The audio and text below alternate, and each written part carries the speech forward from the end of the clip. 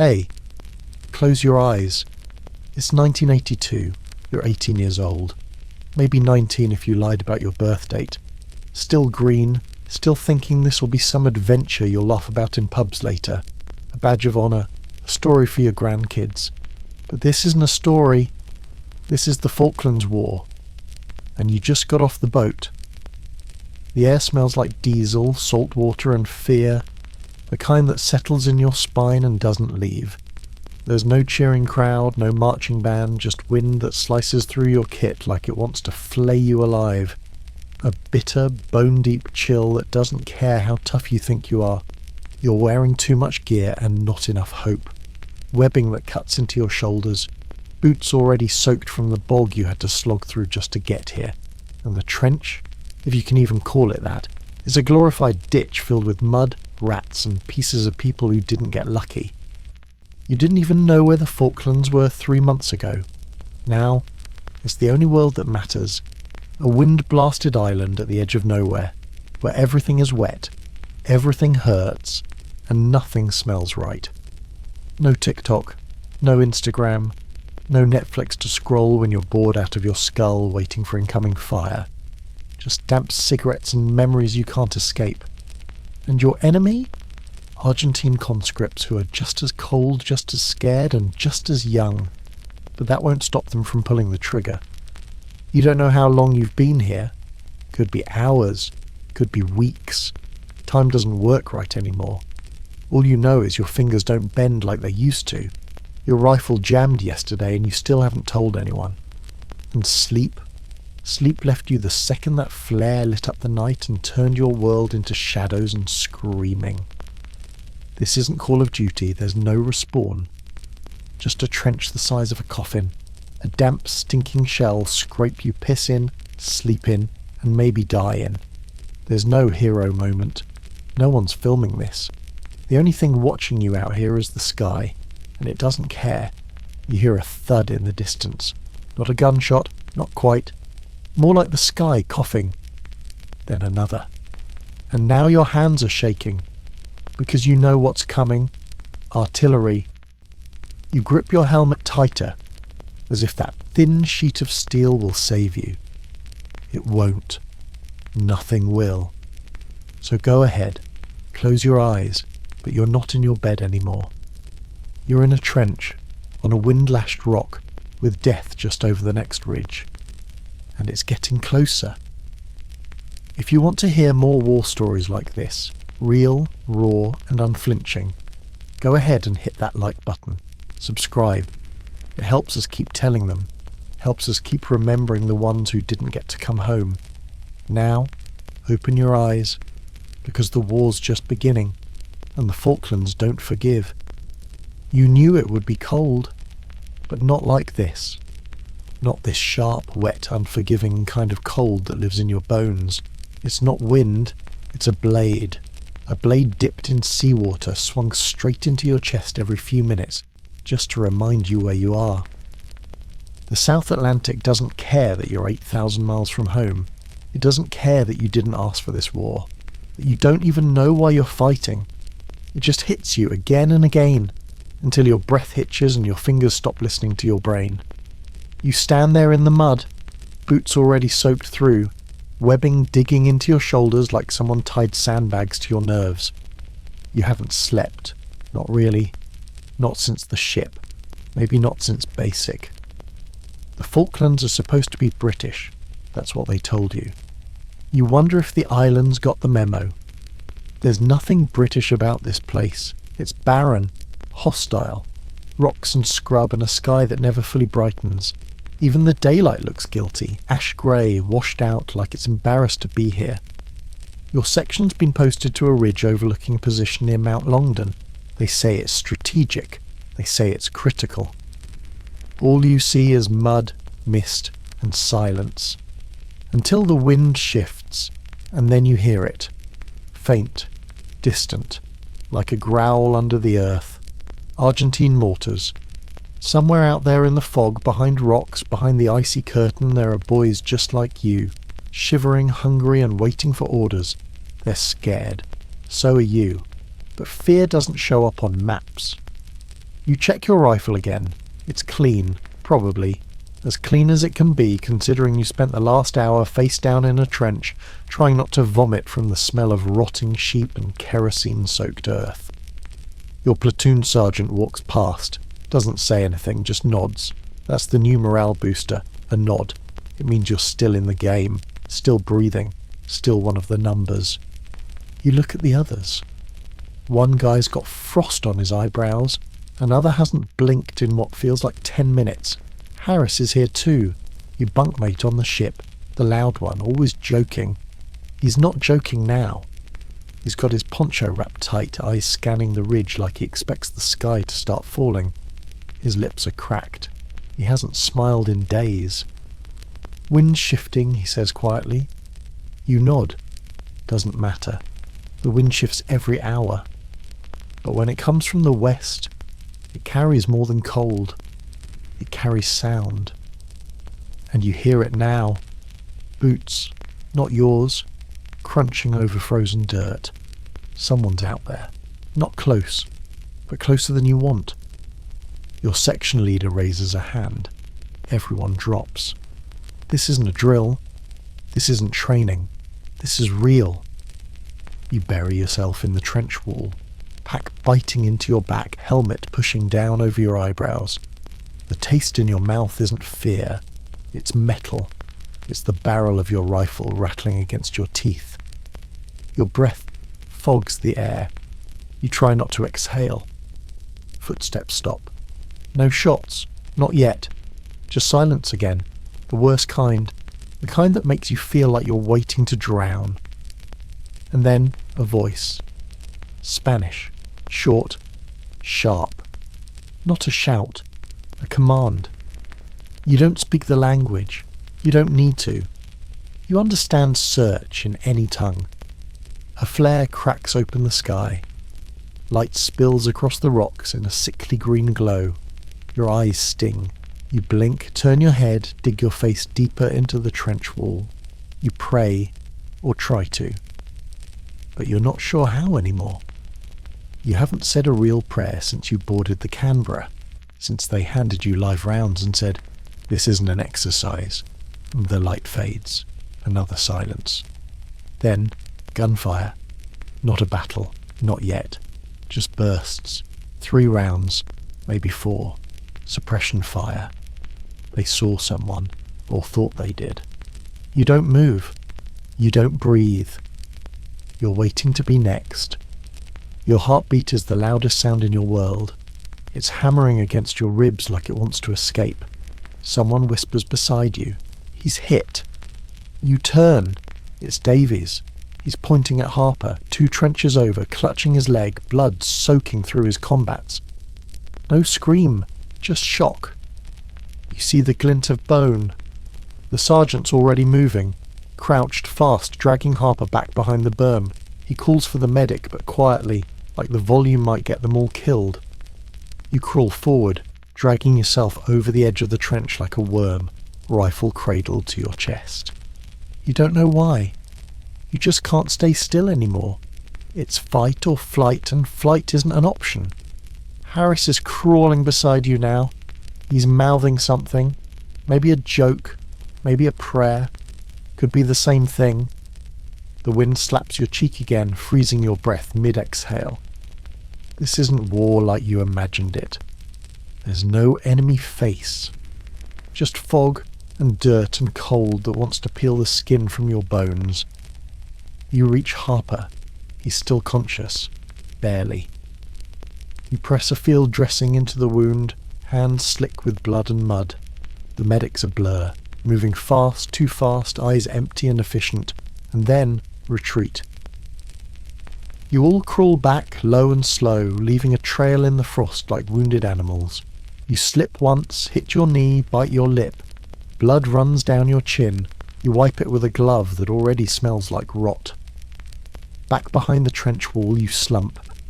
Harris beside you, Harper being carried off, the flare's glow still echoing in your retinas.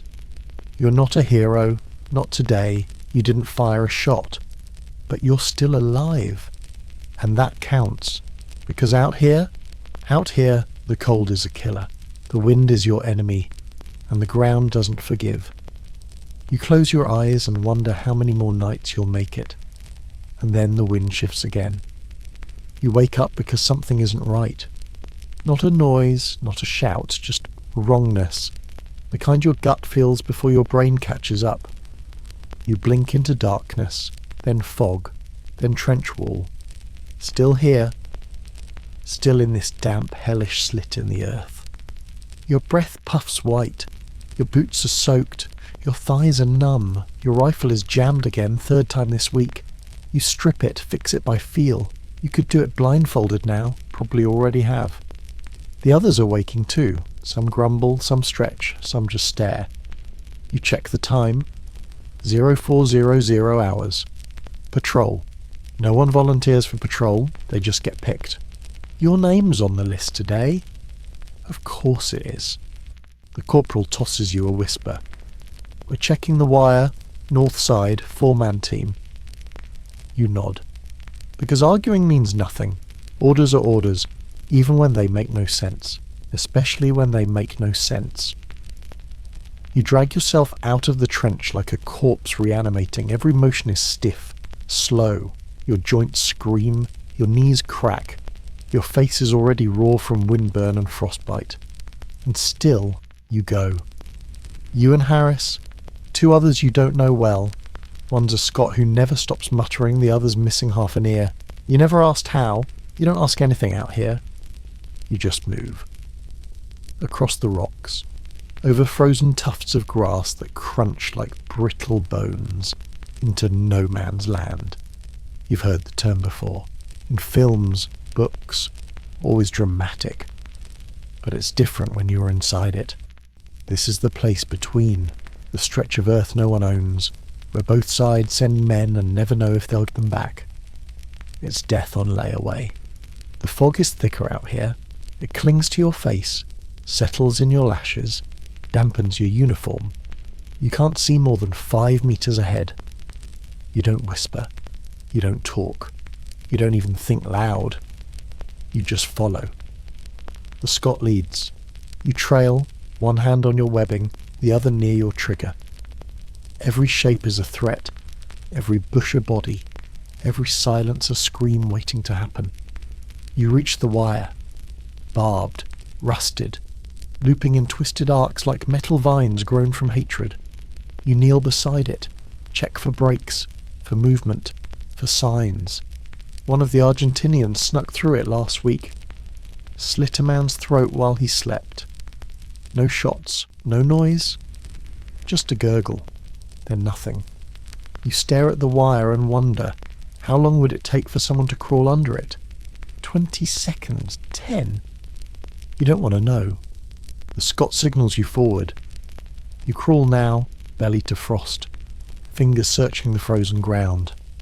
You find a shell casing, still warm. Your heart skips. He was just here.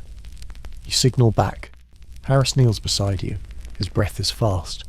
His fingers tremble. You both listen. Silence. Then a footstep. Close. You freeze. Then another. Someone's moving just beyond the fog wall. You raise your rifle. Your heartbeat is louder than your thoughts. Then, a shape half-formed, distorted by mist, stumbles into view. Argentinian, young, maybe 16, maybe 20, hard to tell with the helmet. He's got a rifle, sling low, he hasn't seen you yet. Harris raises his own. You wait. You breathe.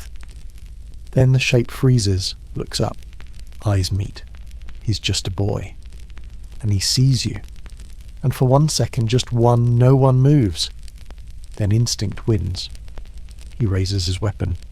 You fire first. 1 shot, then another.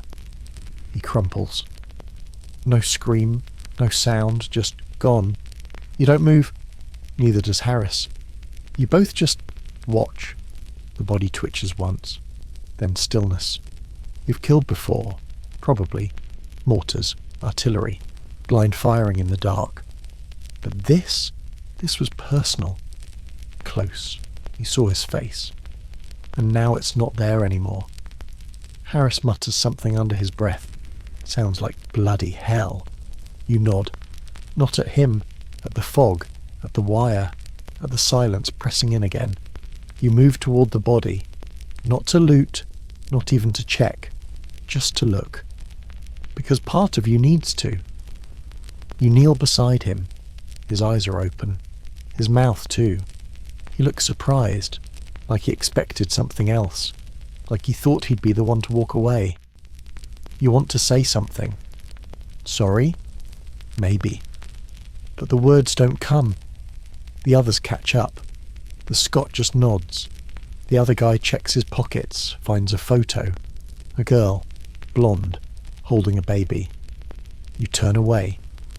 Because if you look at that too long, something inside you will break. And if it breaks, you might not make it back.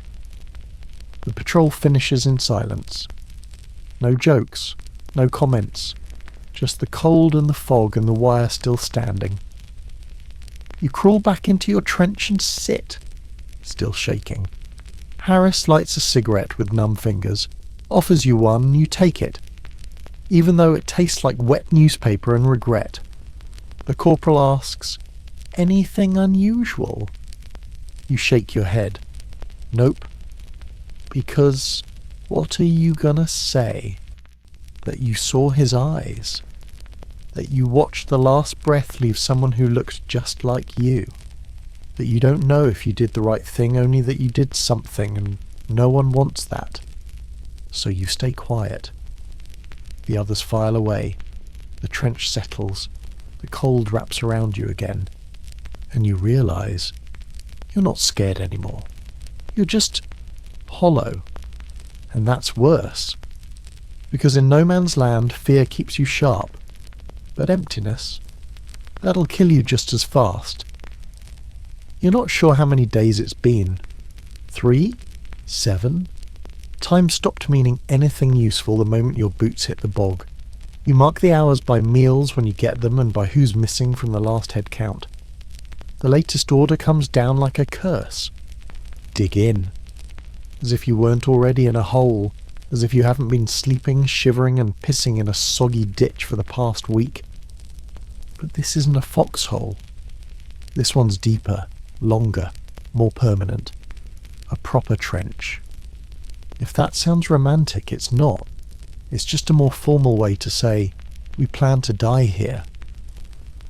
You grab an entrenching tool, that folding spade that's been banging against your thigh for days. It's caked with mud, bent at the hinge, and the handle is splintered. Perfect. Exactly what you'd want if you were digging your own coffin. You start scraping at the dirt. It's not dirt. Not really. It's peat. Black. Frozen. Soaked with seawater. It resists you like it has something to prove. Each shovel load weighs more than your pack. Every inch you dig feels like you're carving into iron. Your breath fogs with every grunt. Your gloves are slick. Your shoulders already ache. Across from you, Harris is hacking at the ground like it insulted his mother. His face is mud-spattered, jaw clenched. He doesn't say anything. No one does. Because what do you say when you're carving a trench into an island that doesn't want you here? Every strike of the shovel echoes like a heartbeat in a graveyard. Clink, thud, drag. You stop for a second. Not because you're tired, because you're not sure you can keep pretending this is normal. A voice behind you snaps. Keep going. The corporal, of course. He's younger than you somehow. Always looks clean. How is he always clean? You go back to digging. In the silence between shovelfuls you think about home. About sidewalks, carpet, hot showers. About chairs you'd kill for a chair. Here, everything is damp. Your skin never dries. You sleep in damp socks, piss in damp trousers, and dream damp dreams. Sometimes, you think you can smell the wet inside your lungs. You dig until your back feels like it's splitting, then keep going. Because when the Argentine mortars come, and they will come, you'll need more than a shallow scrape to hide in. You pause to suck in air. Your breath comes in ragged pulls, sharp with cold. You look down. You've managed maybe 2 feet, maybe. The sides are already caving in. You want to scream. Instead, you spit into the mud and dig harder. It doesn't feel like earth anymore. It feels like resistance. The ground doesn't want you here. You can feel it. It fights every inch. So you fight back. Someone mutters a joke. Something about worms charging rent. No one laughs. Someone else curses and throws down their shovel. Says he can't do it. The corporal yells. He gets back to it. Like always. And you keep going. Eventually it starts to take shape. It's not much. Just a narrow slit, long enough to lie down in, deep enough to duck.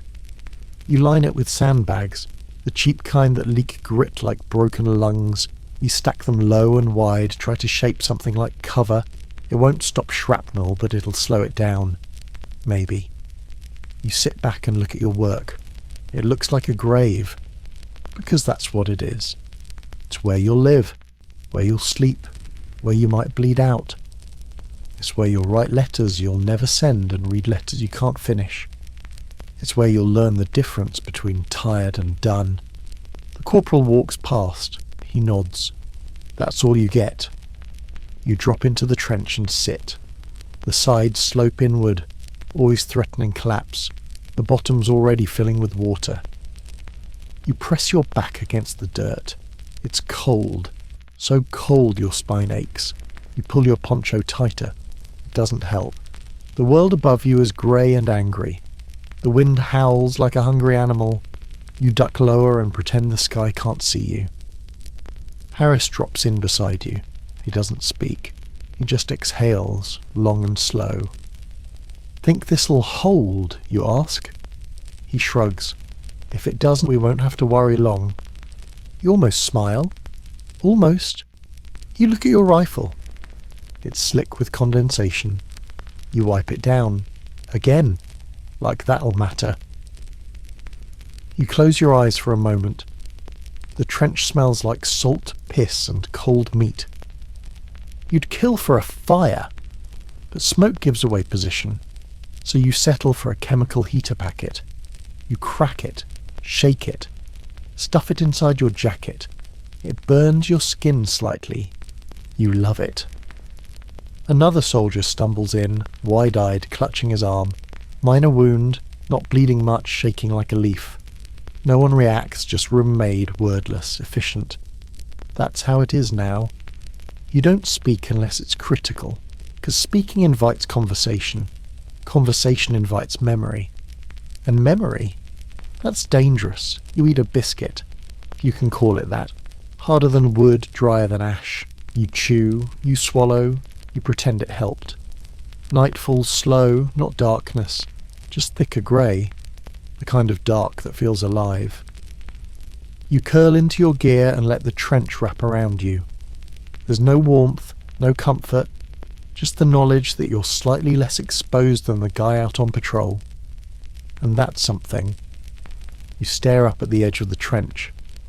It looks like a door. To what? You don't know. But you do know this. When the shooting starts, and it will, this place you dug, this rectangle of misery, it's the only thing between you and a letter home that starts with, "We regret to inform you." You lower your head. The wind howls. The trench shifts. And you whisper the same thing you whispered yesterday and probably will tomorrow. Please hold. You thought you understood mud. You didn't. You thought it was just water and dirt, something to scrape off your boots, something you might curse at but ultimately walk through. But this isn't that kind of mud. This mud wants you dead. It doesn't just cover you, it takes you. It clings to your legs like it's alive, sucking at your boots with every step, trying to pull you under like a monster that doesn't need teeth, just patience. You take one step forward and your boot sinks an inch. Another step, it sinks too. By the third, you have to lean your whole body to wrench it out. By the fifth, you're not walking anymore.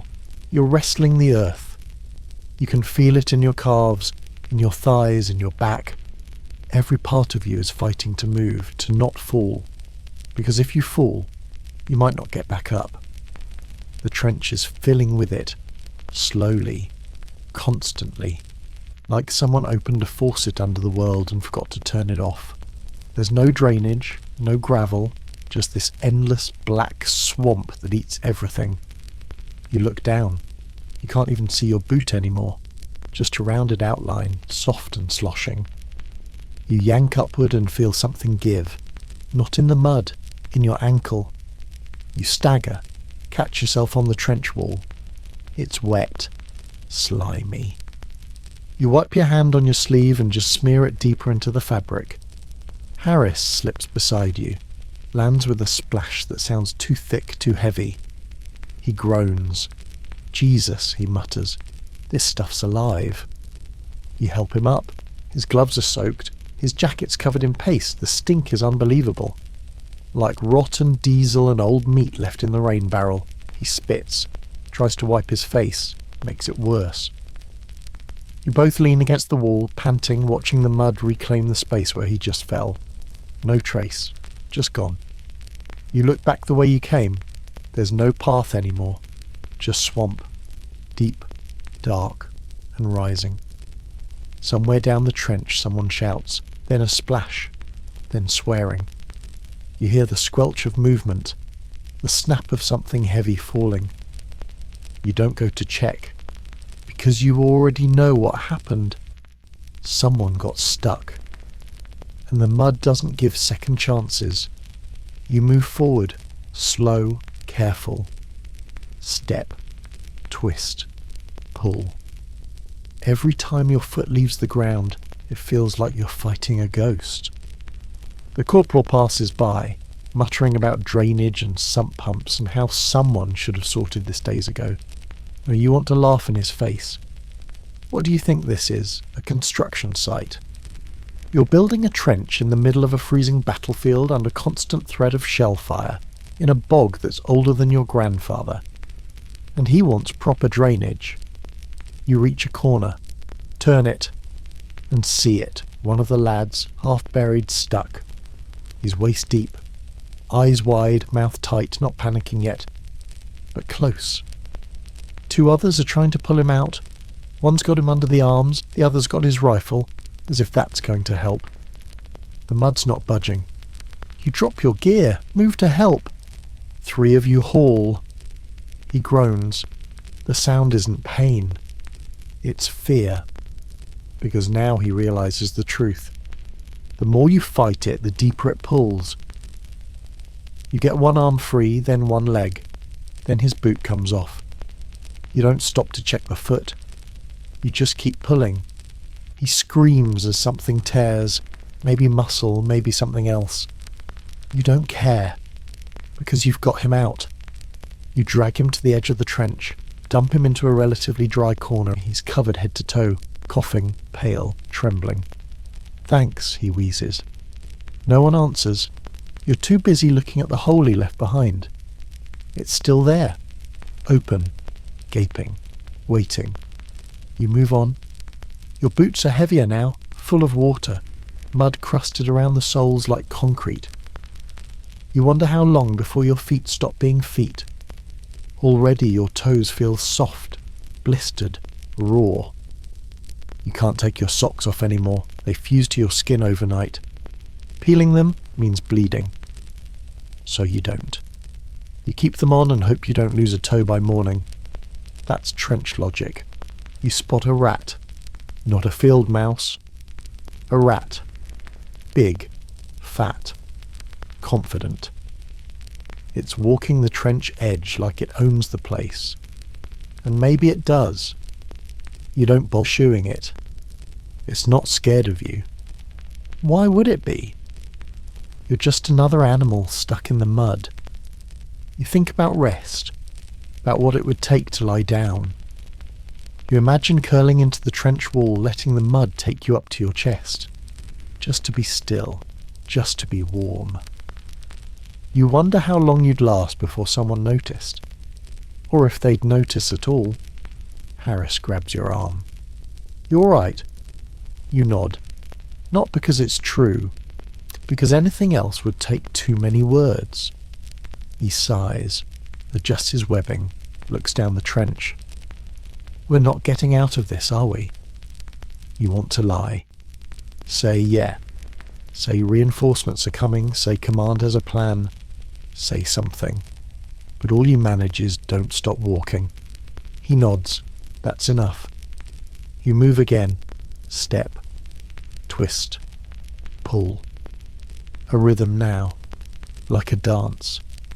A slow, ugly, sucking waltz with the land that hates you. You reach the end of the trench and realise something awful. You have to go back. You turn around. The path is gone. Just footprints filling with water. Just boot prints erasing themselves. The trench behind you is drowning. And it doesn't care who's still inside. The rain hasn't stopped. It's been hours, days, maybe a week. You're not sure anymore. The sky doesn't open up in dramatic thunderclaps like in the movies. It just drizzles, constant, icy, relentless, like a slow leak in God's roof that nobody's fixing. And, in the Falklands, rain isn't just weather, it's strategy. It softens everything. Your gear, your skin, your will to keep moving. It crawls into your collar at 2 a.m. and settles there like it pays rent. It's in your boots, your rifle, your rations. You drink it when you're thirsty, curse it when you're not. And your trench is a swimming pool now. A shallow, brown, putrid swimming pool filled with misery, cigarette butts, and bits of your sanity floating in the corners.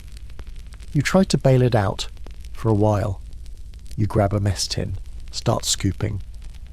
But the moment you dump one can full of water, the rain replaces it with two. Eventually you stop, because what's the point? The trench wins, so you sit in it. Boots submerged, socks squishing, arse frozen to the wall of the hole you dug yourself into. And then come the rats. You hear them first, at night, skittering, squeaking, feet slapping through shallow water like they're wearing tiny combat boots of their own. You tell yourself they're harmless. They're not. These aren't pet shop rats. These are war rats. Bold, fat, survivors. They don't run from you. They climb over you. One of them sat in your boot last night and just looked at you. Didn't blink. Didn't flinch. Like he knew you couldn't do a damn thing about it. You threw a rock. Missed. He came back 5 minutes later. Brought friends. Someone said they were eating the dead. That they'd found a guy's fingers chewed to bone by morning. You didn't ask who. You just started sleeping with your gloves on and your knife drawn. Not because it'll help. Because it makes you feel like you're still in control of something. You're not. Especially not your feet. You pull your boots off one morning and regret it immediately. Your socks stay behind. Stuck. Fused. You peel them away like old skin, and what's underneath doesn't look like feet anymore. Just pale, wrinkled lumps of meat, soft, raw, weeping in places. Trenchfoot. You'd heard about it. You laughed about it in training. Now it's real. Now it's yours. You poke one of the blisters. It oozes. You gag. Harris leans over. Should show the medic. You nod, but you won't. Because if the medic sees it, you're off the line. And if you're off the line, you're left behind. And if you're left behind, you're alone. And out here, alone means dead. So you wrap your foot in gauze that used to be clean. You pull a dry sock from the emergency stash buried in the bottom of your Bergen. You say a prayer you haven't said since you were 12. You put your boots back on. They squish. You swallow the bile rising in your throat. Later a shell lands 50 meters away. Not close enough to kill, but close enough to remind you that death is always watching. It lifts a wave of mud and rain and rat shit into the air and drops it squarely onto your position. You don't even flinch. You just wipe your face with a sleeve that's already soaked and wonder if it would have been better to just get hit. Not dead, just hurt enough to leave. Evac. Warm blanket. Real food. A hospital bed where you don't share space with vermin. Harris says what you're thinking. Almost wish that one landed closer. You nod. That's as close to a confession as you'll get. The corporal comes down the line shouting about ammo checks and weapon maintenance. You lift your rifle. Click the safety. Try to cycle the bolt. It jams. Of course it does. You strip it down right there in the mud. Fingers numb and filthy, trying to clean carbon build-up with water from your canteen and the edge of your sleeve. You pray the firing pin's still good. You pray the rain hasn't turned your magazines into paperweights. Someone else's rifle misfires 2 trenches down. He bangs it on the sandbag wall like a carpenter with a nail gun. The corporal doesn't even look. It's normal now. Everything's broken. Everything's wet. Even your hope. You hear a distant pop, a muffled bang, mortar round. You duck out of instinct, not belief. It doesn't land near you, just a reminder. The Argentinians know where you are, and they're patient. Like the rats. Like the rain. You stare at your hand. Your fingernails are black at the edges, not from dirt. From rot. You rub them on your sleeve. They don't come clean. Night falls, and the rain continues. Your poncho is useless now. Your hood is slick against your skin. Your gloves are soaked. You can't feel your fingertips. You think about removing your boots for the night, then think better of it. If you take them off, you might not be able to get them back on. You sleep sitting up. You rest your head on the butt of your rifle and close your eyes, listening to rats splash through the water 2 inches from your legs. And just before you drift off, not into sleep, just into numbness, you hear it. A soft whisper, not a voice, not quite, more like a feeling. The kind that creeps under your skin and settles there. And it says, you're not going to make it through this. And for once, you don't argue. It's not just that you're cold. It's that you never stop being cold. No matter how many layers you wear, how many socks you pull on, how tightly you wrap your poncho, the cold still finds you. It slides under your collar, behind your knees, into your lungs. It doesn't just touch your skin, it moves in. You haven't felt warm since the boat. Not even close. And this isn't a sharp cold, not the kind that bites and leaves. This cold settles. It's patient, slow. The kind that builds inside your chest and waits for your heartbeat to slow. You wake up shivering, and you fall asleep the same way, if you sleep at all. Your sleeping bag, when you get to use it, is always damp, not from rain, but from everything else. The moisture in the air, the sweat you can't stop, the breath you curl into your own chest to preserve. You've tried everything, lining the inside with dry socks, wrapping your jacket around your legs, sleeping on ammo tins to stay off the wet ground. Doesn't matter. The cold always wins. You keep your hands inside your sleeves now. Your fingers have gone white more than once. You don't feel the trigger when you fire anymore, just the jerk of recoil. You check your hands by sight, not sensation. Because feeling is something that's starting to leave you. You think about heat constantly. About fireplaces, radiators, even the hiss of a kettle in your mum's kitchen. You'd trade every medal you're not going to earn for 5 minutes near a space heater and a dry towel. Sometimes, in the middle of a night shift, you hallucinate the warmth. You swear you can smell hot coffee. You blink, look around. It's just Harris lighting another smoke, hands trembling as he cups the flame. He offers you the lighter. You take it not to smoke, just to feel something hot.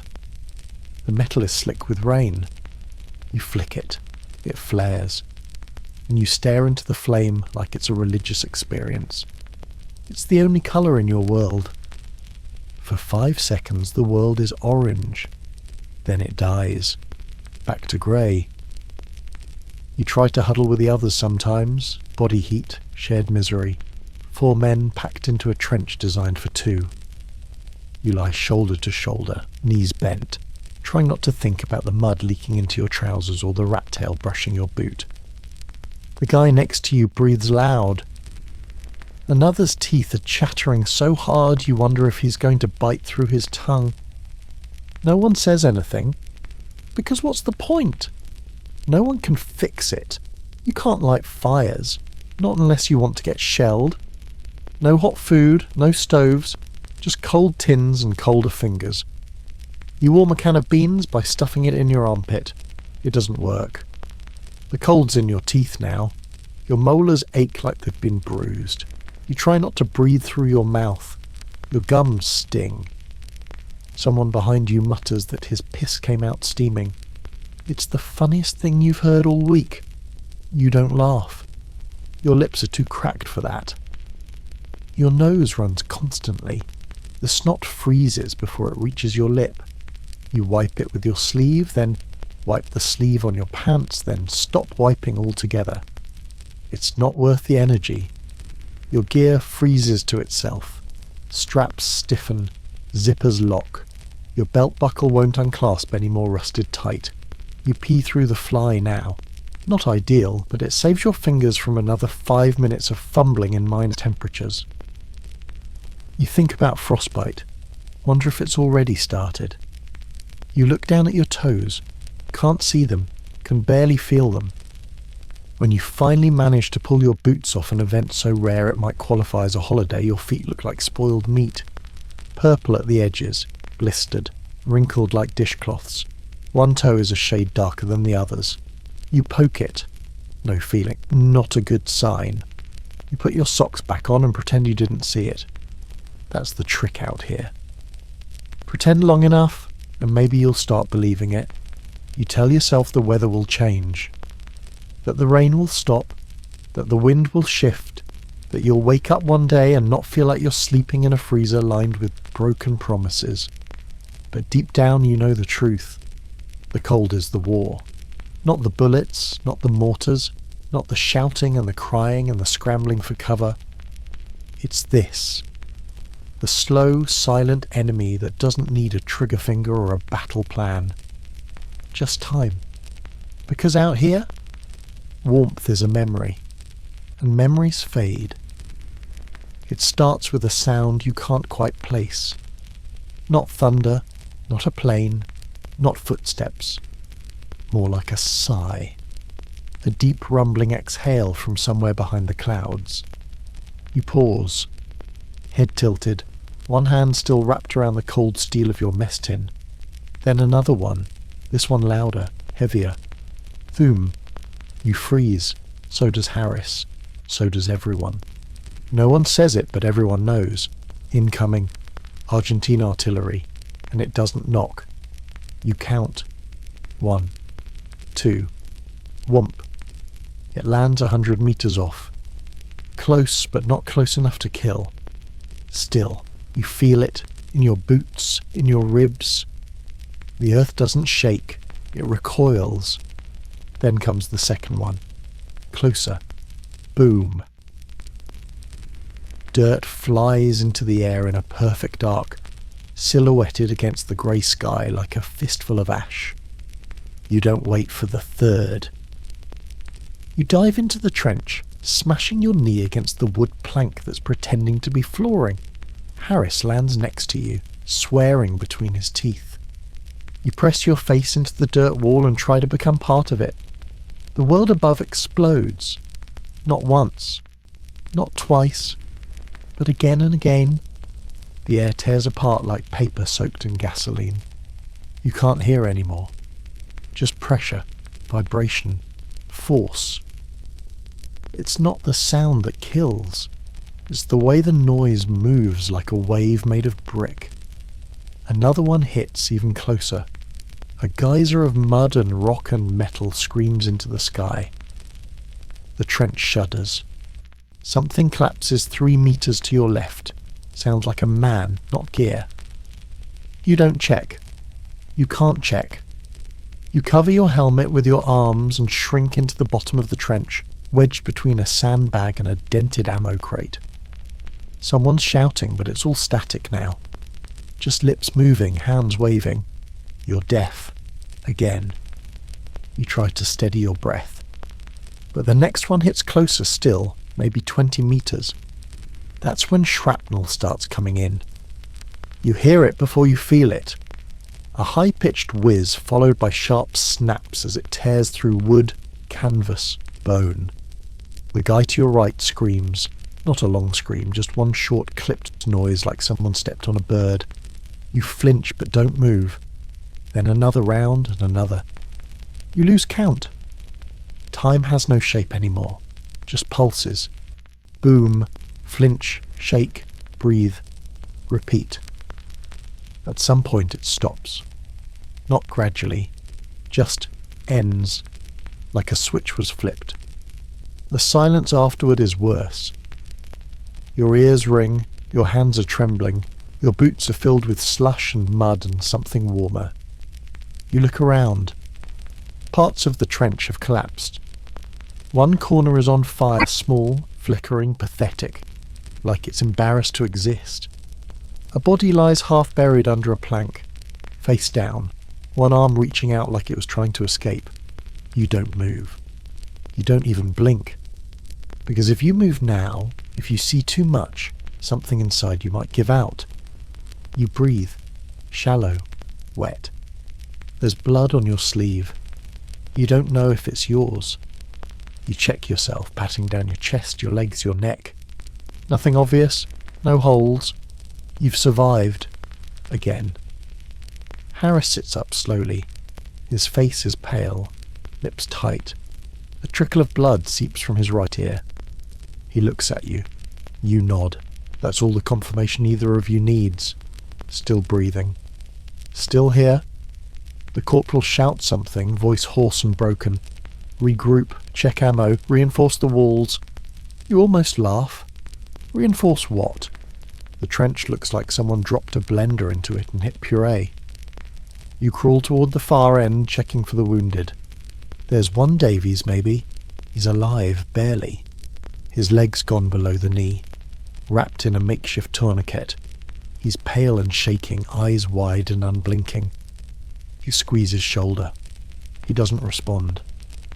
Someone else is carrying a shovel, not to dig, to bury. The medic finally arrives out of breath, soaked in blood that probably isn't his. He kneels beside Davies, doesn't speak, just starts working. You step away. Your hands are still trembling. You grab your rifle, it's caked in mud. You wipe it down with the edge of your jacket. The safety's jammed. You fix it without thinking. Muscle memory now. You reload, not because there's a firefight, but because there might be. And that's enough. Another soldier passes by. Fucking bastards zeroed in. You nod. It was deliberate, not random. They knew where you were. They chose this spot, this moment, and they're not done. Because this isn't a one-time shelling. This is a message, a reminder, that out here in the wet, wind-blown wilderness of the Falklands there is no safe position. No shelter. No warning. No knock. Just sudden, devastating arrival. You crouch back into your corner. Your back against the trench wall. Your rifle across your lap. The sky rumbles again. Faint, but not distant enough. Harris lights a smoke with shaking fingers, offers you one. You take it. You don't smoke, but you light it anyway, because you need something warm, something that burns, even if it's just for a moment.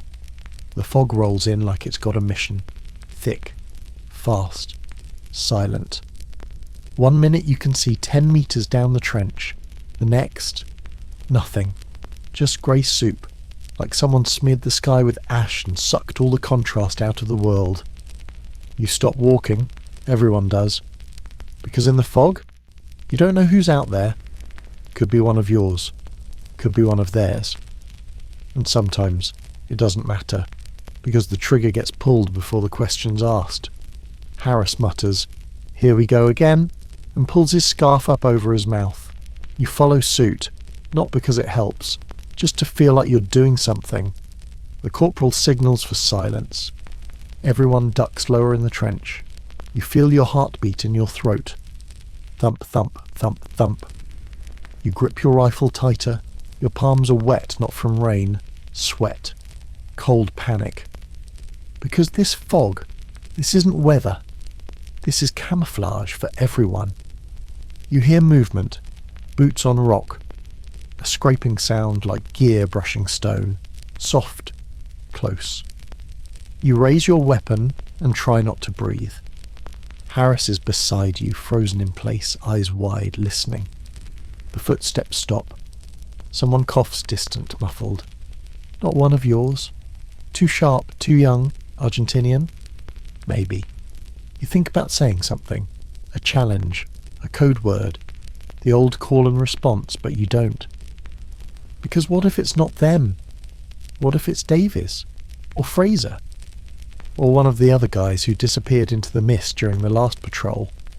The corporal whispers, "Hold your fire." But your finger's already brushing the trigger. You can't see more than 5 steps in front of you. You hear another crunch, closer this time. 2 shapes emerge, silhouettes, just barely outlines blurred by fog. One short, one tall, both holding rifles. Harris raises his gun. So do you. Password, you say. Nothing. Just breathing. Password, you repeat, louder this time. The taller shape shifts, lowers his weapon. Thunder, he says, voice shaky. Flash, you reply. Really floods you like heat. You exhale for the first time in a full minute. It's McIntyre and Gibbs. You wave them over. They drop into the trench, covered in mud and fog condensation. McIntyre's missing his helmet. Gibbs looks like he's been crying. What happened? Harris asks. McIntyre shakes his head. Lost 2 in the marsh. 1 wandered off. We called out, no answer. Enemy? Couldn't tell. Could have been anything. Could have been nothing. And that's the problem. Out here, in this fog, nothing feels like everything. You don't trust your eyes anymore. You see shapes that aren't there. Hear voices that don't exist. Your brain starts inventing things to fill in the blanks. You think you see movement to your left. You blink. It's a bush. You think you hear breathing behind you. You spin. No one. You start whispering to yourself, just to hear a voice you recognize. And when night falls, it gets worse. Because the fog doesn't go away. It just darkens, turns black. And now you're deaf and blind. You huddle in the trench, rifle in lap, knees to your chest, trying to stay awake. Because sleep is risk. Sleep is weakness. Sleep is how they get you. You take shifts 4 on, 2 off, rinse and repeat, but no one really sleeps. They just close their eyes and drift between memories and fear. The corporal walks the line, checking positions, whisper names. Half the time, people don't answer. Not because they're not there. Because they're too afraid to speak. You hear something above the trench wall, a crunch of stone. You freeze, raise your weapon again. A flare goes up. White light fills the fog. Blinding, blurred, unreal. For a second, everything looks like a ghost story. The bushes, the rocks, the fence line, and something moving in the distance. Someone running. You raise your rifle, then the corporal yells, "Friendly! Hold your fire!" You drop your weapon, just in time. A soldier drops into the trench, panting, soaked in fog. His helmet's gone. His face is bleeding. I got turned around, he gasps. They're out there, I heard them, whispering. No one questions him, because you've heard it too. Voices in the dark, near, not loud, not clear. Just there, murmurs. You're not even sure if they're enemy voices, or if your brain is finally starting to lose the plot. Someone fires a shot. Just one. It echoes across the ridge. You duck automatically. Who fired? The corporal shouts. Silence. No one owns up. Everyone just stares into the fog, rifles raised, waiting for something to shoot back. Nothing comes. That's how it works. The fear comes first, the bullets come later. And when the shooting does start, it's a disaster. Because in the dark, in the fog, no one can tell who's who. You hear yelling, gunfire. Someone screams, "Ceasefire, ceasefire." Another voice, "They're flanking." Another, "That's our side." You crouch in your trench, clutching your weapon, trying not to panic. Harris is beside you, muttering, "I can't see, I can't see, I can't see." The corporal fires a red flare. It lights the sky for 5 seconds. Just long enough to see 2 men lying on the wire. One British, one Argentinian. Both dead. You don't know who shot first. You don't know if it even mattered. The fog swallows the light. And now it's worse. Because now everyone's on edge. Everyone's trigger happy. You move an inch too fast, someone shouts. You say the wrong word, someone raises a rifle, you shift in your sleep and 3 guys stare at you like you might explode. The fog is turning you all against each other. The enemy doesn't have to do anything. They just have to wait. Eventually you'll shoot each other. You know it. They know it. The corporal knows it. But no one says it. Instead you just sit there, waiting, watching shadows in the mist, listening to the rain on your helmet, trying to remember what sunlight looks like, and praying that the next silhouette you see in the fog doesn't have your name on it. You're already exhausted. That deep kind of exhaustion. The kind that lives in your bones. The kind that sleep doesn't fix because you haven't had real sleep in days, maybe weeks. You can't remember it anymore. And then the word comes down. Patrol. Night. You don't groan. You don't argue. You just nod. Because out here protesting gets you nowhere.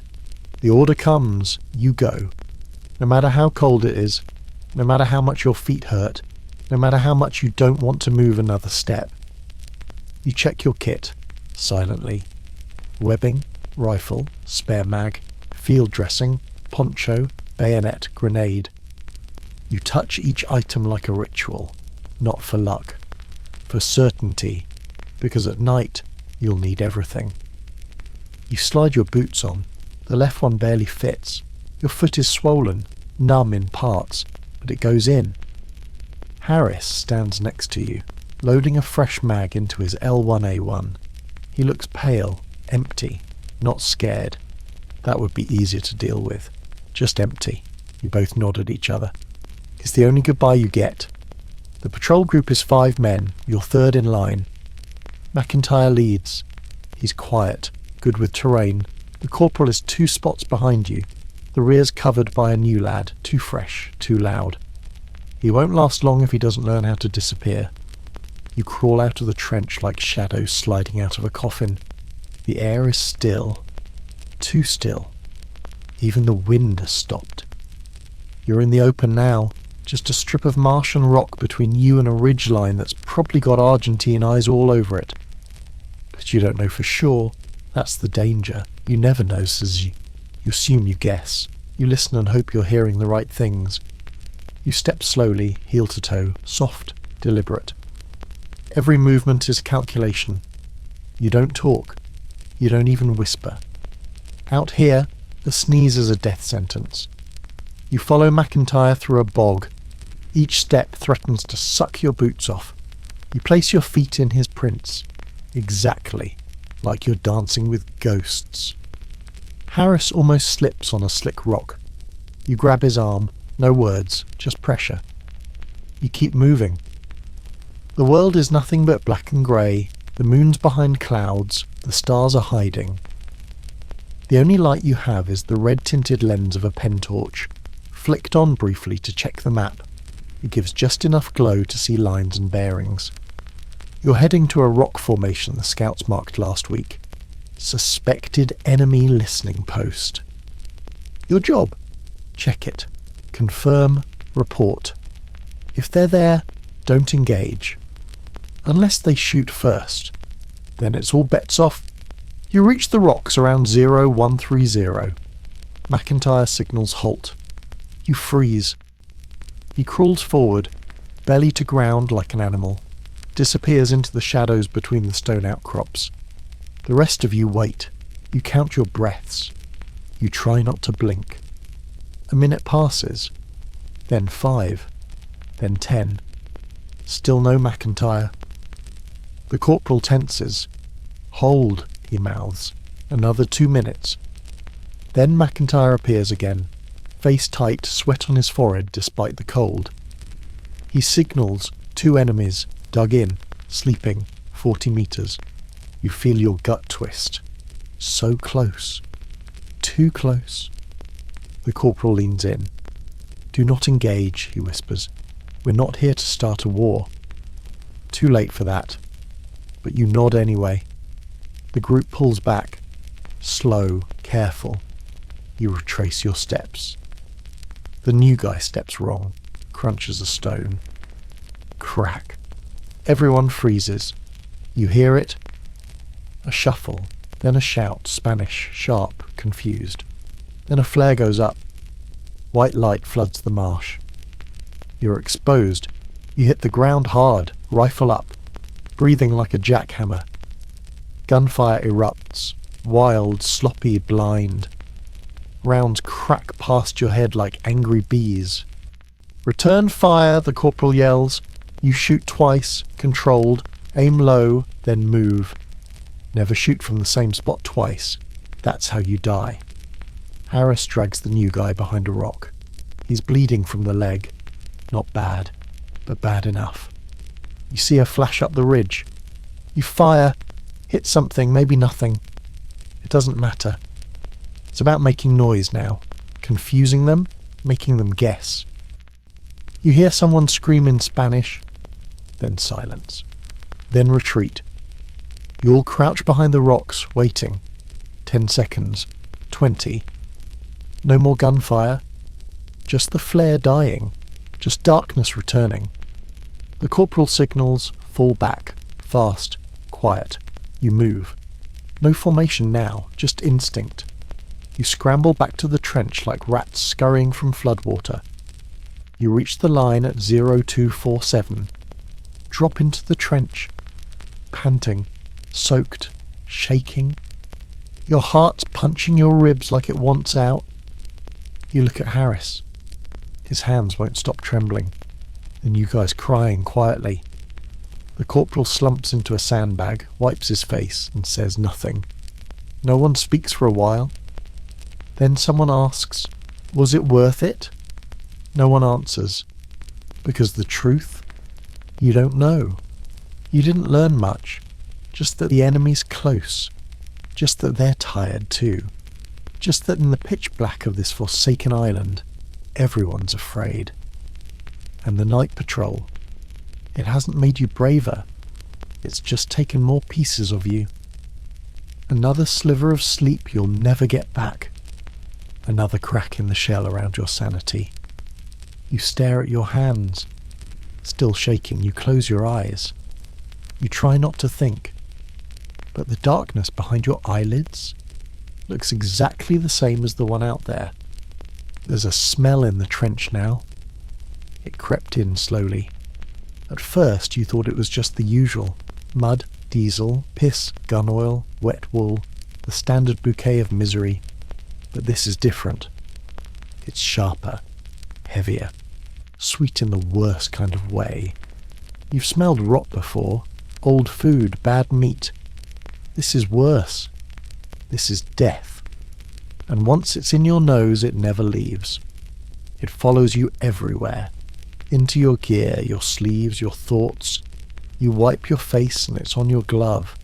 You eat and it flavours your rations. You sleep and it seeps into your dreams. No one talks about it, not directly. You hear the new guys whispering, trying to guess what it is. Maybe an animal. Maybe something under the trench. Something buried. You know better. So does Harris. You catch him one morning staring at the corner of the trench that's partially collapsed, where the smell is strongest. He doesn't say a word, just lights a cigarette and exhales through his nose, trying to burn the scent away. It doesn't work. Nothing works. One night during your watch you find out there's a storm, not rain this time, wind. Fierce and loud, peeling across the ridge like a freight train. It pulls at tarps, snaps lines, flattens scrub. It also moves the mud. A section of trench wall caves in. You go to help dig it out. Not because you want to. Because you have to. Can't leave the trench exposed. Can't have it flooding again. You shovel by headlamp. The red glow flickers in the wind. You dig deeper, through mud and sandbags, through layers of silt and old ration tins. Then your shovel hits something soft. You stop, blink, dig with your hands. What comes up makes your stomach turn. A boot, attached to a leg, still wearing webbing, still holding a shattered rifle. You drop the shovel. You know what this is. You uncover more. The rest of him, Argentinian, young, maybe 19. The body is bloated, frozen stiff in some places, liquefied in others. The face is sunken, half-eaten, by time, by rats, by whatever lives in this cursed soil. You fall back, gasping.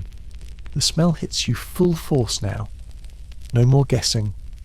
It's not a smell you can describe, not really. It's one you'll never forget. Like copper and rot, like old milk left in a trench drain, like war itself distilled into a stench. You want to throw up. You almost do. Harris arrives, sees it, and just mutters, "Shit." The corporal shows up next. His face doesn't change. Mark it. Bag it if you can. We'll deal with it at first light. No one volunteers. You pull your scarf over your nose and keep digging. You can't look him in the face. Not just because of the way he looks. Because of how much he looks like you. Same age. Same gear. Same stare. You wonder if his mates knew he was gone. If they saw him fall. If they even had time to bury him. Or maybe they just rolled him in and kept moving. That's the thing about this war. It moves fast and buries slow. You finish digging him free. You place him on a tarp. You can't fold his arm. They're locked stiff. One hand is still curled around the rifle stock. You cover his face. It doesn't help the smell. You wrap him in the tarp and haul him to the edge of the trench. You don't know where to take him. The medics have stopped accepting bodies without tags. And he has none. So you mark the tarp with red tape and leave him there. Someone will collect him. Eventually. You sit back, hands shaking as you light a smoke. You don't smoke. You do now. Because the nicotine cuts the smell. Just barely. Later in the shelter no one talks, but everyone knows. The stink's in their noses too. You can tell. They keep touching their lips, their noses, their cheeks, like they're trying to scrub something off. It's not mud. It's memory. You try to eat, but the biscuits taste like rot. You try to sleep, but the stench is still there. Inside your nostrils, behind your eyes. It's not just from the body. It's from everything. The trench, the rats, the dead men who never got buried properly. It's all part of the same reek. You wake in the middle of the night, gagging. You crawl out of your corner, retching into the mud. Harris doesn't ask why. He knows. He's done it too. The corporal says the smell is normal, part of it, part of holding ground. Like this is a smell you should salute. You wonder how long before you stop noticing it. Or worse, how long before you start smelling like it yourself. Because that's what no one tells you. This war, this place, it gets into you. Into your hair, your breath, your skin. And the smell? It's not just around you. It becomes you. You wipe your face. Light another cigarette.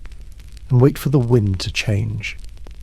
They say war makes men stop believing in God. But that's not true. Out here, in the wind-lashed, mud-choked, rat-infested nightmare of the Falklands, everyone believes in something. And when the shells start falling, when the mortars come howling over the ridge like wolves with steel teeth, you hear it. Not shouting, not commands, prayers, whispers in the dark, soft, desperate, honest. Not the polished verses from childhood, not the rehearsed lines from church pews. Just raw pleading. Please, God, not me. Please just let me go home. Please let me see my mum again. You hear it when you're tired, you're crouched in a trench that smells like rust and blood, clutching your rifle like a lifeline. You hear it when the fire rains down and you don't even duck anymore. You just close your eyes and hope. The man next to you? He's whispering into his hands. He's not even religious. You heard him laugh about priests last week.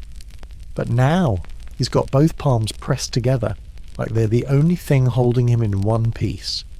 Harris hums something low under his breath. It takes you a second to place it. The hymn.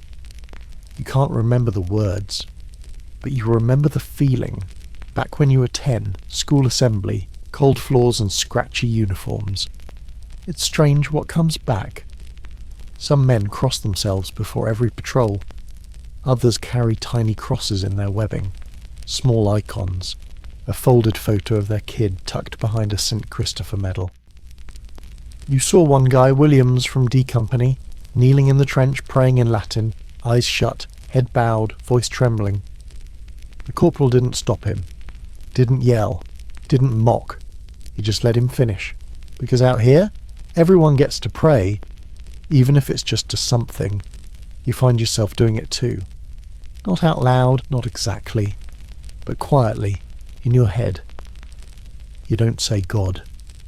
You don't know who you're talking to. Maybe it's your dad. Maybe it's the sea. Maybe it's the boots of every soldier buried in the soil before you. But you say things. You plead things. Let me get through tonight. Let me wake up with both feet. Let them miss us with the next barrage. You start making deals. I'll never complain again if you just get me out of this alive. I'll go back to school, get a real job. I'll be a better son. You lie. You bargain. You hope something is listening. And then you hear them praying. The other side. The Argentinians. Sometimes the trenches are close enough. Sometimes the fog is thin enough. Sometimes you just hear a voice, barely louder than the wind. Not English, Spanish, rhythmic, soft. Hail Mary, full of grace. You don't need to speak the language. You know it when you hear it. They're scared too, just like you, clutching rosaries, muttering under breath, wishing they were home, wishing the trench was a church or a bed or anywhere but here. One night you're on watch and you hear it. A clear voice. Just over the ridge. He's praying out loud. Soft, steady. The words fall like rain, like a lullaby for the dead. You close your eyes and listen. Not to mock. Not to measure. Just to remember that the people trying to kill you are people just like you. And then a flare goes up. Everything turns white. Your heart skips. You drop, rifle ready. Shadows move on the ridge. The corporal shouts. Everyone scatters. Gunfire erupts. Loud, sharp, final. Afterward there's silence again. And when you listen for the voice, it's gone. That prayer, that soft voice in the fog, gone. You sit in your trench and wonder if you killed him. You don't know. You'll never know. Maybe he ran. Maybe he ducked. Maybe he died mid-prayer with his eyes still closed. You hope not. You want to believe that prayers mean something. That someone hears. that someone answers. But you're not sure anymore. Later that night, you catch Harris drawing a cross in the dirt beside his pack. You don't say anything. He doesn't either. You just nod at each other. That's enough. That's what faith looks like now. Not sermons, not churches, just men in mud-soaked uniforms whispering to the dark, hoping the next shell isn't theirs. You're hunched in the trench again. Rain dripping off your helmet, fingers numb, the usual. Except tonight the corporal hands you something different. A pencil, a scrap of paper, dry somehow. Write a letter, he says. To who? He shrugs. Whoever you're thinking about. You stare at the blank sheet for a long time, like it might write itself. It doesn't. You're not even sure you remember how to write anymore. You crack your knuckles, stretch your fingers, flex your wrist. Then you start. Dear Mum, and that's all it takes. The words pour out, shaky and crooked. You tell her you're all right. Lie number 1.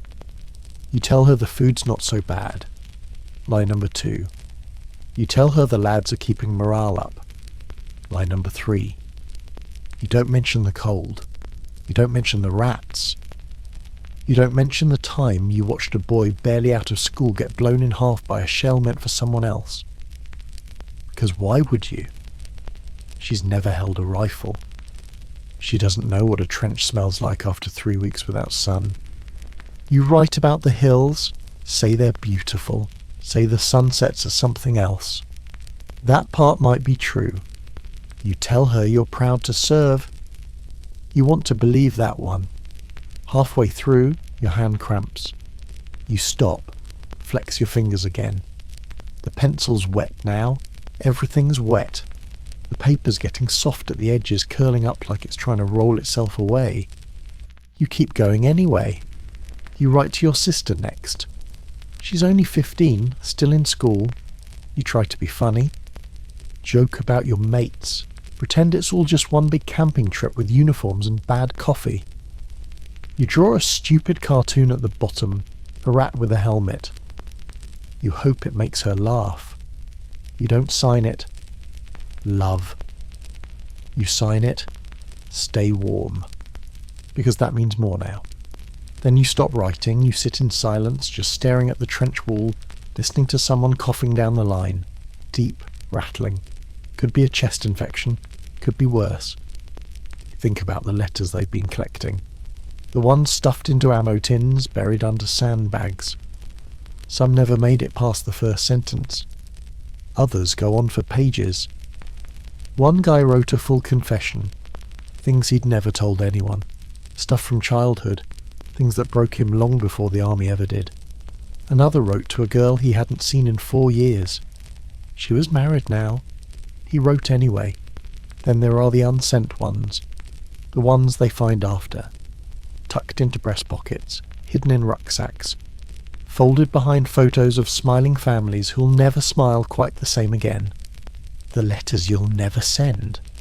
The words that never leave this place. You start a new one. Dear whoever finds this. You stop again. What are you supposed to say? That you tried? That you didn't want to die here? That you weren't a hero? Just a boy with wet boots and an aching back and a 1,000-yard stare? You scratch that one out. Start over. To the next poor bastard standing in this hole, that feels more honest. You tell him the trench floods at the knees. You tell him the third sandbag on the left leaks when it rains. You tell him to avoid the rations with the blue sticker, they taste like soap. You tell him to shoot first if he hears Spanish, and to never ever forget to check the firing pin before dawn patrol. You sign it with a name that doesn't even feel like yours anymore. Then you fold it and tuck it behind a brick in the trench wall. Maybe someone will find it. Maybe not. Doesn't matter. Writing it down helped. For a moment you felt human again. Not a weapon, not a uniform, not a target. Just a kid with a pencil and too many thoughts. Later that night, you see Harris writing one too. He's crying. You pretend not to notice. He finishes, folds the paper, slides it into his shirt. You ask who it's for. He shakes his head. Doesn't matter. Just needed it out of me. You get it. You really do. The next day, the corporal collects the letters, puts them in a satchel, tells you they'll go out with the next supply drop. You don't ask when that is. You know better. Chances are they won't get sent.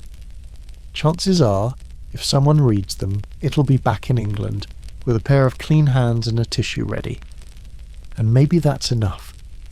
Maybe it doesn't matter if they reach the people they're meant for. Maybe the act of writing is the point. Proof that you existed, that you thought, that you felt. That for one night in a trench on a frozen island no one can point to on a map, you reached across the void and said, "I'm still here," even if no one ever reads it. You're hunched in the trench again. Rain dripping off your helmet, fingers numb, the usual. Except tonight the corporal hands you something different. A pencil, a scrap of paper, dry somehow. "Write a letter," he says. "To who?" He shrugs. "Whoever you're thinking about." You stare at the blank sheet for a long time, like it might write itself. It doesn't. You're not even sure you remember how to write anymore. You crack your knuckles, stretch your fingers, flex your wrist. Then you start. "Dear Mum," and that's all it takes. The words pour out, shaky and crooked. You tell her you're all right. Line number 1. You tell her the food's not so bad. Line number 2. You tell her the lads are keeping morale up. Line number 3. You don't mention the cold. You don't mention the rats. You don't mention the time you watched a boy barely out of school get blown in half by a shell meant for someone else. Because why would you? She's never held a rifle.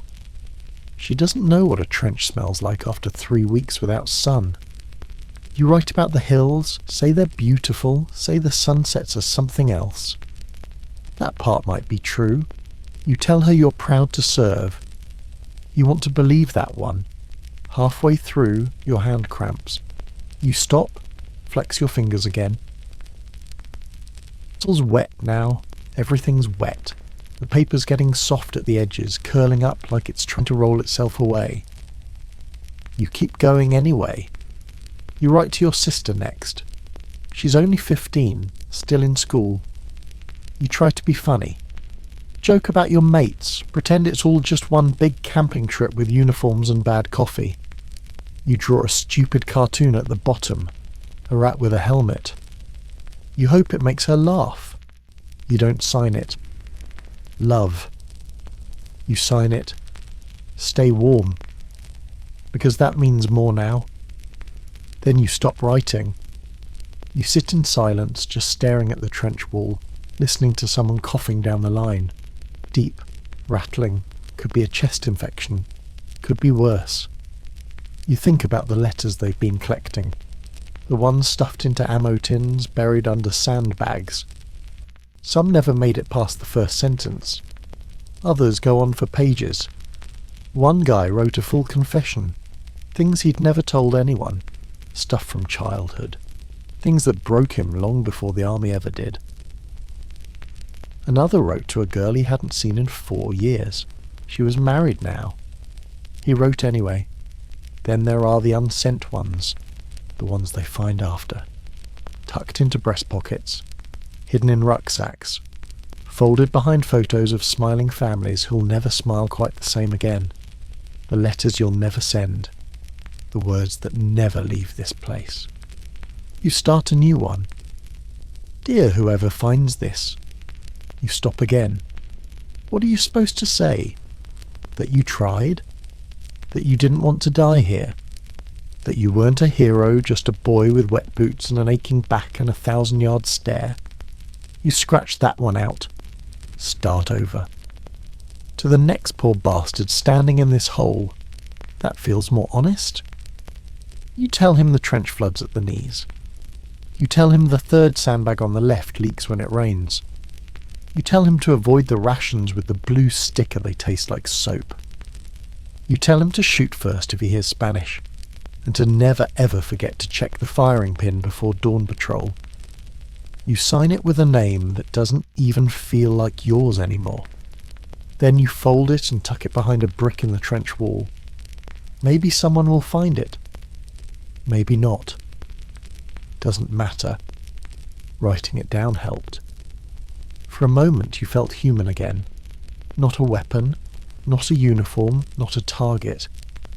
Just a kid with a pencil and too many thoughts. Later that night you see Harris writing one too. He's crying. You pretend not to notice. He finishes, folds the paper, slides it into his shirt. You ask who it's for. He shakes his head. Doesn't matter. Just needed it out of me. You get it. You really do. The next day the corporal collects the letters, puts them in a satchel, tells you they'll go out with the next supply drop. You don't ask when that is. You know better. Chances are they won't get sent. Chances are, if someone reads them, it'll be back in England with a pair of clean hands and a tissue ready. And maybe that's enough. Maybe it doesn't matter if they reach the people they're meant for. Maybe the act of writing is the point. Proof that you existed, that you thought, that you felt. That for one night in a trench on a frozen island no one can point to on a map, you reached across the void and said, I'm still here. Even if no one ever reads it. The sun's barely up. Just a dull smear behind clouds, painting the sky in half light. The kind of grey that makes everything feel slower, heavier, like time itself is dragging its feet. You're on watch, again. You don't mind it anymore. Watching means you're not digging. Not freezing under a tarp, not stuck inside your own thoughts with nothing but rat squeaks and rain for company. Besides, the trench is quiet. Too quiet. Even Harris said it earlier. No movement last night. No contact in 2 days. Almost peaceful. Almost. You wanted to believe it. You really did. You even started to wonder if this was the wind down. The lull before the withdrawal. Maybe High Command figured out this fight wasn't worth it. Maybe they'd leave this miserable island to the penguins and the ghosts. And then it happens.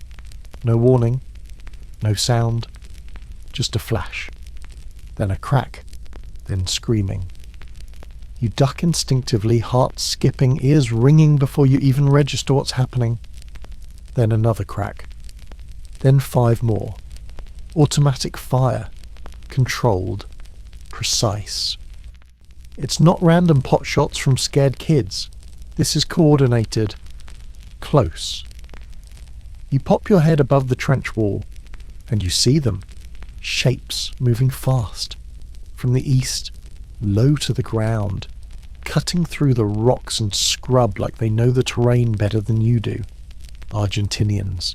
A full fire team. You drop back down. Contact left, you yell. Everything explodes into motion. Harris scrambles to position. McIntyre's already firing from the flank. The corporal's barking orders, dragging a belt of ammo to the GPMG that hasn't been fired in 2 days. You shoulder your rifle and fire blind over the trench wall. Controlled bursts, 2, maybe 3 rounds each time. You don't expect to hit anything, just suppress. The return fire is brutal. Louder than you remember, more accurate too. Rounds punch into the trench wall, spraying mud and rock chips across your face. You duck, turn, crawl to the next position. Another lad's already down. You don't know his name. Face first in the mud, blood blooming through his parka like rust. No time to think. You keep moving. The fire intensifies. They're not holding back. One of your lads lobs a grenade over the lip. You hear it bounce, then explode. Screams. Someone hit. You don't cheer. You just keep moving, firing, reloading, breathing hard through your teeth. corporal pops a flare. Red light bleeds across the landscape, revealing silhouettes in motion, Argentine troops bounding from cover to cover, getting closer. Too close. You hear one shout something in Spanish, then another voice, younger, yelling back, then silence. Then a burst of fire so close it deafens your right ear. You press against the trench wall, heartbeat slamming your ribs like it's trying to escape your chest. You check your mag. 3 rounds. You swap it. Fast. Toss the empty. Then it happens. One of them jumps into the trench, right in front of you. He's just a kid, same age as you, maybe younger. He's holding a rifle, but it's shaking. So are you. You both freeze, just for a second, and then instinct takes over. You raise your weapon. He hesitates. Too long. You fire. 1 shot, right to the chest. He drops like a puppet with cut strings. You stare at him for a heartbeat too long. Then someone pulls you back. Focus, Harris yells, dragging you behind a crate. You nod. Try to reset. No time for regret. No time for anything. Another burst shatters the sandbags above you. You crawl to the next position and find McIntyre bleeding from the arm, still firing with the other. He grins at you through gritted teeth. Hell of a morning, eh? You almost laugh. Almost. The firefight rages for another minute. 2, 5. You don't know anymore. Time's melting. And then, just as fast as it started, it stops. You blink. The gunfire fades, replaced by silence. No shouting. No footsteps. Just the wind picking back up, like it's reclaiming the land. You don't move. Not yet. You wait. You listen. Nothing. The corporal rises slowly, rifle ready. You follow. Bodies. 6 of them. Argentine uniforms, scattered across the rocks and brush like broken toys. One of them still moving. The corporal raises his weapon. Stops. The lad's trying to crawl, dragging himself with one arm, crying in Spanish. Not begging. Just crying. You watch. You wait for someone to finish it. No one moves. Eventually the medic arrives. Starts patching him up. Because that's war too. You kill some. You save others. And sometimes you do both in the same 5 minutes. You drop into a seated position beside the trench wall. Chest heaving. Hands filthy. Ears still ringing. You smell cordite. You taste blood. You wipe your mouth and it comes away red. You don't remember getting hit. You check your vest, just to graze. Lucky. Again. Harris sits next to you, offers a cigarette with shaking fingers. You take it. Smoke in silence. Neither of you speaks. Because what would you say? That you survived? That it's over? It's not. That was just one fire team. There'll be more. You know it. They know it. But for now, for this brief, aching moment, you're alive. And that has to be enough. It's not the enemy you fear the most. No. Sometimes the deadliest shots come from your own side. Friendly fire. Those 2 words will never leave you. They come wrapped in apologies, in regret, in silence. But out here they come wrapped in blood. You hear the story first like a whisper. 2 trenches over. A patrol moving out at dusk. A flare. A shot. Then chaos. You try not to think about it. You don't want to. But the whispers grow louder. Someone you knew. Maybe a mate. Maybe a stranger. Either way, it's the same story. Shot by your own. Because the fog was too thick. The nerves were too raw. The trigger was pulled too fast. You see the patch come back with the casualty. The body wrapped in a poncho, face down. No one says his name. No one talks about it. Because talking means feeling. fear means weakness. You avoid the spot. You don't want to remember. But the corporal calls a meeting. No one's happy. He's harsh, blunt. Check your sectors. Know who's next to you. Don't fire unless you see the whites of their eyes. You nod. You know better. But you also know the truth. In the fog. In the dark. In the panic. No one sees. No one waits. They just shoot. You're on watch one night. The wind has picked up. Rain's starting again. You hear footsteps. Your breath catches. You raise your rifle. A figure moves toward you, blurred in the rain. You shout a warning. He doesn't hear. You fire. One shot. He stumbles. You drop the weapon and run. Pull him into the trench. It's McIntyre, bleeding from the shoulder, his eyes wide. Not with anger, with fear. You curse. He curses. There's no blame, only cold. You help him sit, patch him up. Tell him it's going to be okay. You don't believe it. The patrol that night is tense. Everyone's twitchy.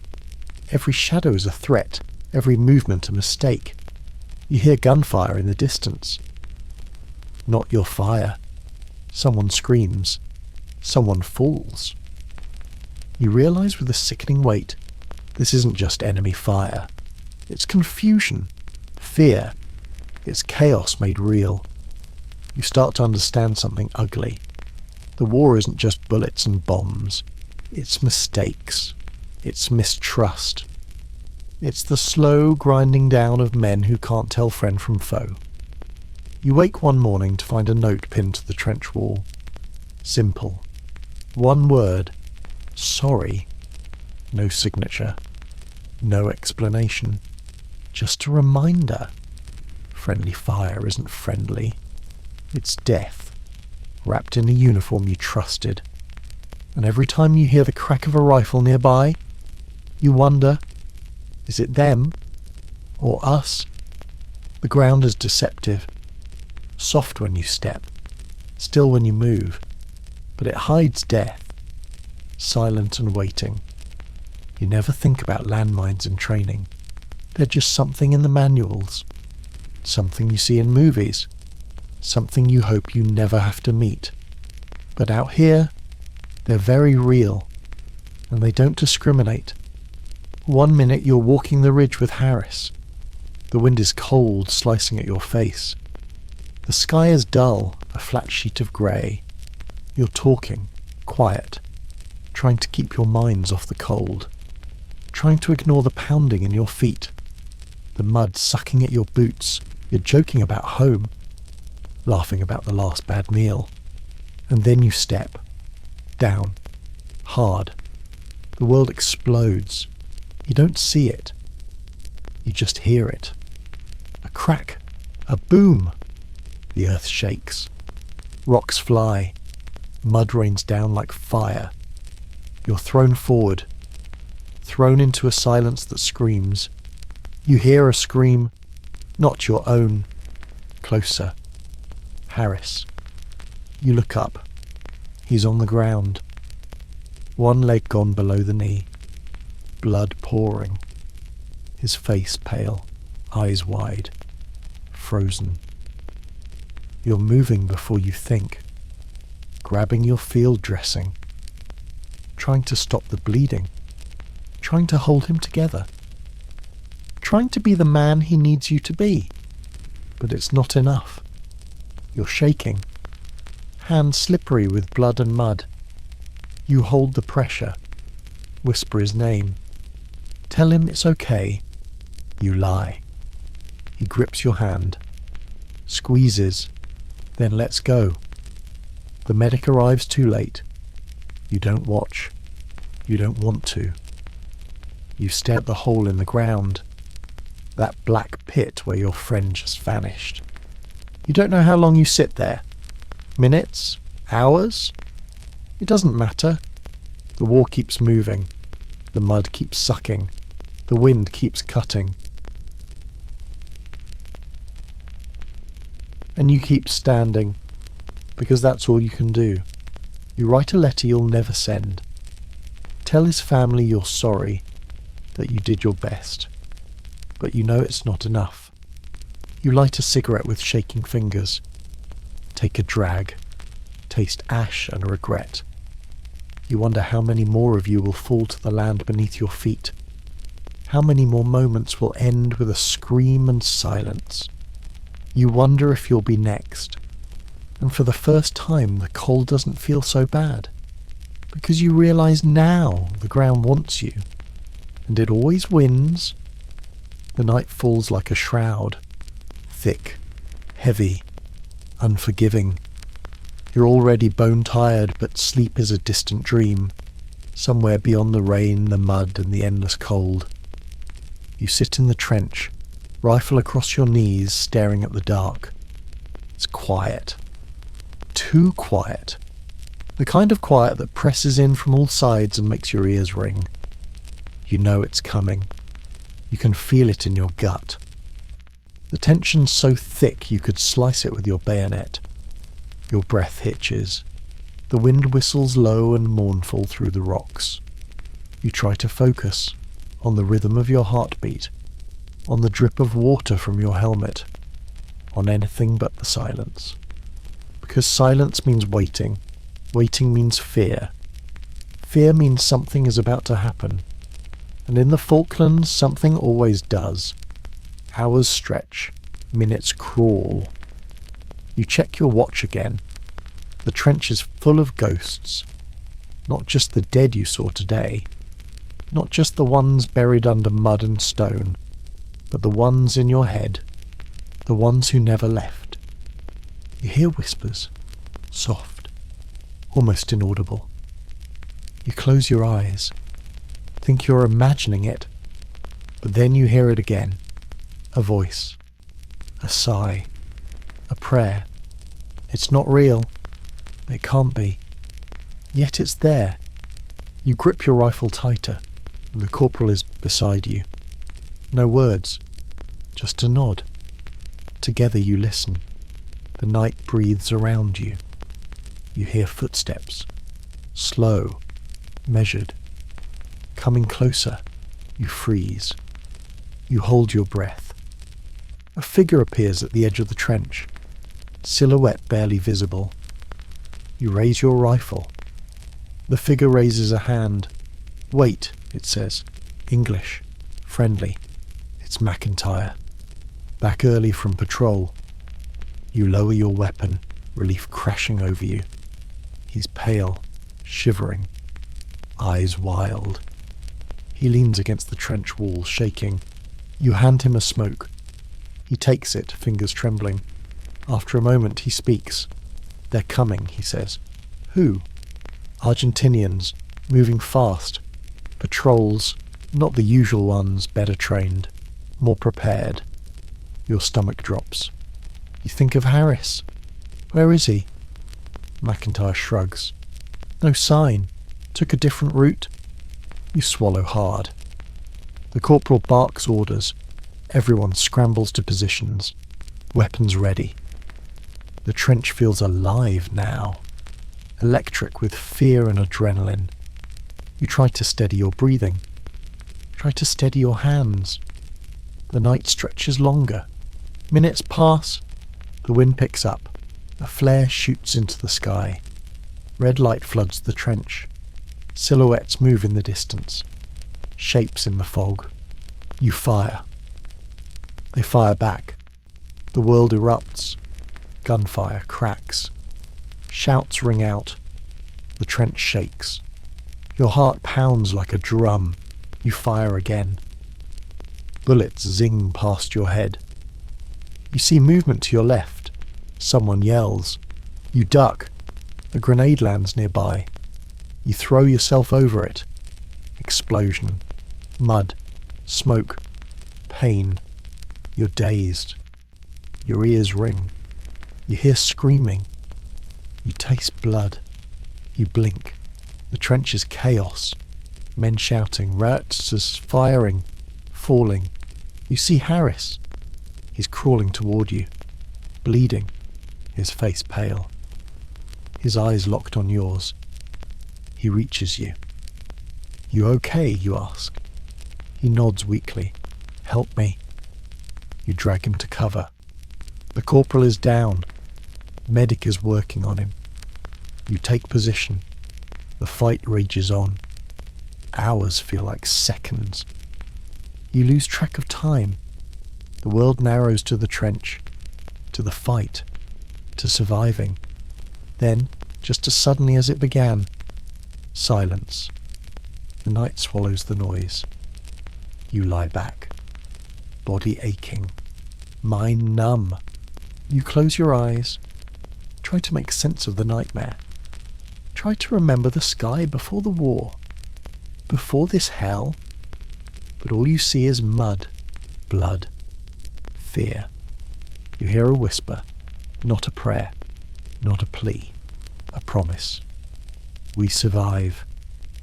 You open your eyes, look around. The trench is quiet, too quiet. You think of the men who didn't make it, the ones you left behind, the ones who screamed, the ones who died.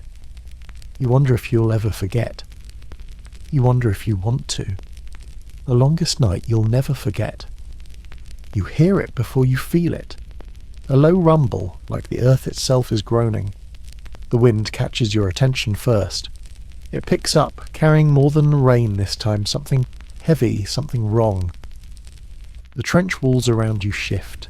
The sandbags bulge like the earth is pushing back. You glance up, heart tightening, the lip of the trench starts to crumble. Small rocks loosen, falling into the muddy bottom. You shout a warning, but the words get caught in your throat. Before you can move, the earth gives way. A section of the trench wall collapses. Mud and dirt pour down like a waterfall. You dive. Try to shield yourself, but the weight hits hard. The cold mud slams into your back. You feel hands grabbing at you, pulling you down. You're trapped, buried alive. Panic floods your chest. You struggle to breathe. Mud fills your mouth. Your eyes sting. You claw at the dirt, but it's everywhere. Heavy, crushing. The world narrows to a suffocating blackness. You're buried under the very ground you tried to claim. The trench, the only thing keeping you alive, is now your prison. You try to scream. Nothing comes out, just a gurgle. You remember training. Dig out, dig out, dig out. But your hands are weak. Your arms heavy. The cold seeps in, biting into your skin.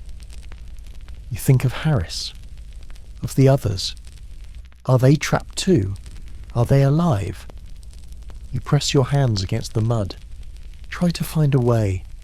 Your fingers scrape rocks. You feel air, a small pocket, hope. You breathe shallow. Try to calm your pounding heart. You hear shouting above. The corporal. Voices. Frantic. They're digging. You want to shout back, to tell them you're alive, but the mud silences you. You claw at the earth again. It's like fighting the sea. The weight never lessens. You remember the boy from patrol, the one who didn't make it. You don't want to join him. You dig harder. The minutes stretch into hours. Your fingers bleed. Your lungs burn. You lose count of time. Then, suddenly, a hand breaks through the mud above. The corporal's face. Dirty. Sweat slicked. Eyes fierce. "Hold on," he shouts. You reach up, grab his hand. He pulls. The world tilts. You're dragged free. Gasping, choking, soaked in mud. You lie on your back, breathing hard, coughing up water and earth. The others help you sit up. You feel the cold mud dripping off your helmet, your boots stuck in the sludge below. You try to stand. Legs wobble. You collapse back. Harris is there, grabbing your arm. You look around. The trench is a ruin. Walls collapsed, sandbags scattered, rubble everywhere. You hear cries from deeper in the line. More trapped, more buried. The medic rushes past, calling for stretchers. You want to help, but you're shaking, exhausted. The corporal comes back. He claps you on the shoulder. Get some rest. We need you. You nod. Try to stand again. This time you make it. You limp to a dry corner. Sit.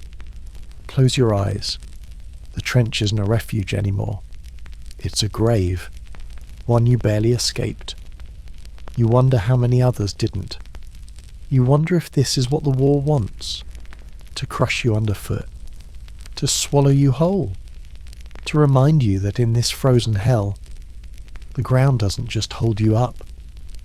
Sometimes it drags you down. They never tell you this at the recruitment office. They never sit you down and say, you know, you're not really special. You're just a number, a name on a list, a line in a report. They never look you in the eye and admit that to them, the people who send you off to die, you aren't a hero. You aren't a person. You're data. But here, sitting in the freezing mud of a trench thousands of miles from home, you understand it perfectly. You're not a soldier. You're a statistic. You figured it out slowly. It started with the roll calls. Each morning the corporal reading names off a soaked notebook. You remember thinking how casual it seemed. Just a quick check of who was still breathing, who hadn't vanished in the dark, who hadn't been carried away, wrapped in their poncho, face hidden from sight. Then you notice the replacements. Fresh faces appearing every week, kids barely out of school looking like you once did, confused, scared, pretending not to be. You realise the cycle was endless. One goes down, another steps up. One dies, another takes his place. Names changing, faces blurring, identities becoming interchangeable. You used to wonder if someone was keeping count. If someone somewhere ticked a box each time a bullet found its mark, each time another letter got sent home, each time another pair of parents opened the door to an officer holding his hat, his face solemn, rehearsed words spilling out. You know they do. You know because you've heard the numbers whispered around the camp. Casualty figures, wounded tallies, confirmed kills. You've seen officers huddled around radios, scribbling furiously, arguing over accuracy. Not about the men themselves, about the numbers. You used to believe you were fighting for something. You'd signed up thinking of flags, uniforms, pride, honour, glory even. Now, all that's left is survival and numbers. Your unit has lost 37 men. You know because Harris keeps count. You've heard him muttering the figures under his breath each time another body leaves the trench. 37. Not John or Mike or Paul, 37. And you wonder, quietly as you watch the medics carry another body away, how they'll count you if you fall. Will you be 38? 41? Or just another anonymous mark on a page, scribbled carelessly by someone who's never felt mud in their boots or blood on their hands? Night comes, and with it the silence. You sit, back pressed against the trench wall, knees drawn tight to your chest, your rifle across your lap. Your thoughts spiral, heavy, bitter. You think of the training, the screaming sergeants, the endless push-ups, the words drilled into your skull. You're soldiers now. But were you ever really soldiers? Or were you always just expendable, a calculated risk, a margin of error? You remember the first man you saw die. Jones. Or maybe it was Johnson. His name doesn't come as quickly as it once did, just the image, the shocked expression, the way his legs folded, the soft sigh as life left his body. It seemed impossible at the time. Now, you realise it was expected, inevitable. Someone had already accounted for him, for his death. And you know they've done the same for you. You start thinking differently. You begin to measure your odds in cold mathematics. Patrol tonight? 30% chance you won't come back. Artillery strike? 45% you lose a limb. Rations delayed another day. 50% you collapse from exhaustion. Everything reduced to probability. You stare at your muddy boots and wonder how many footsteps you have left, how many more rounds you'll fire, how many more breaths you'll take before the inevitable. Numbers upon numbers stacked against you. But then morning comes again, with another roll call. Another handful of names left unanswered. Another set of faces replaced overnight. The cycle continues. Davis? Here. Harris? Here. Stevens? Silence. You glance down the trench. Stevens was beside you last night, shivering, whispering prayers into the dark. Now he's gone. You never heard a shot, never saw him leave. He's just gone. Another tick on someone's ledger. The corporal doesn't pause, just moves to the next name. You feel something inside you snap. Not loudly, not violently, just a quiet break. The last illusion stripped away. Stevens is gone and no one even flinched. That could be you tomorrow. You're not a soldier. You're expendable. Your numbers and letters in a report. You think of your mother, your sister, your home, how they'll be told. You picture an officer standing at the door, hat in hand, mouth moving with empty words. Another family destroyed by statistics. You clench your jaw. You're angry now, angrier than you've ever been. Not just at the enemy, not just at the war, but at the people who sent you here. The men in comfortable offices, the men who move pins on maps, who see only numbers, not faces. You wonder if they sleep well. You doubt it. Or worse, maybe they do. The radio crackles nearby. More numbers, more reports, casualties, wounded, supplies running low, everything documented, filed, accounted for. You find Harris sitting quietly, scribbling something on a piece of paper.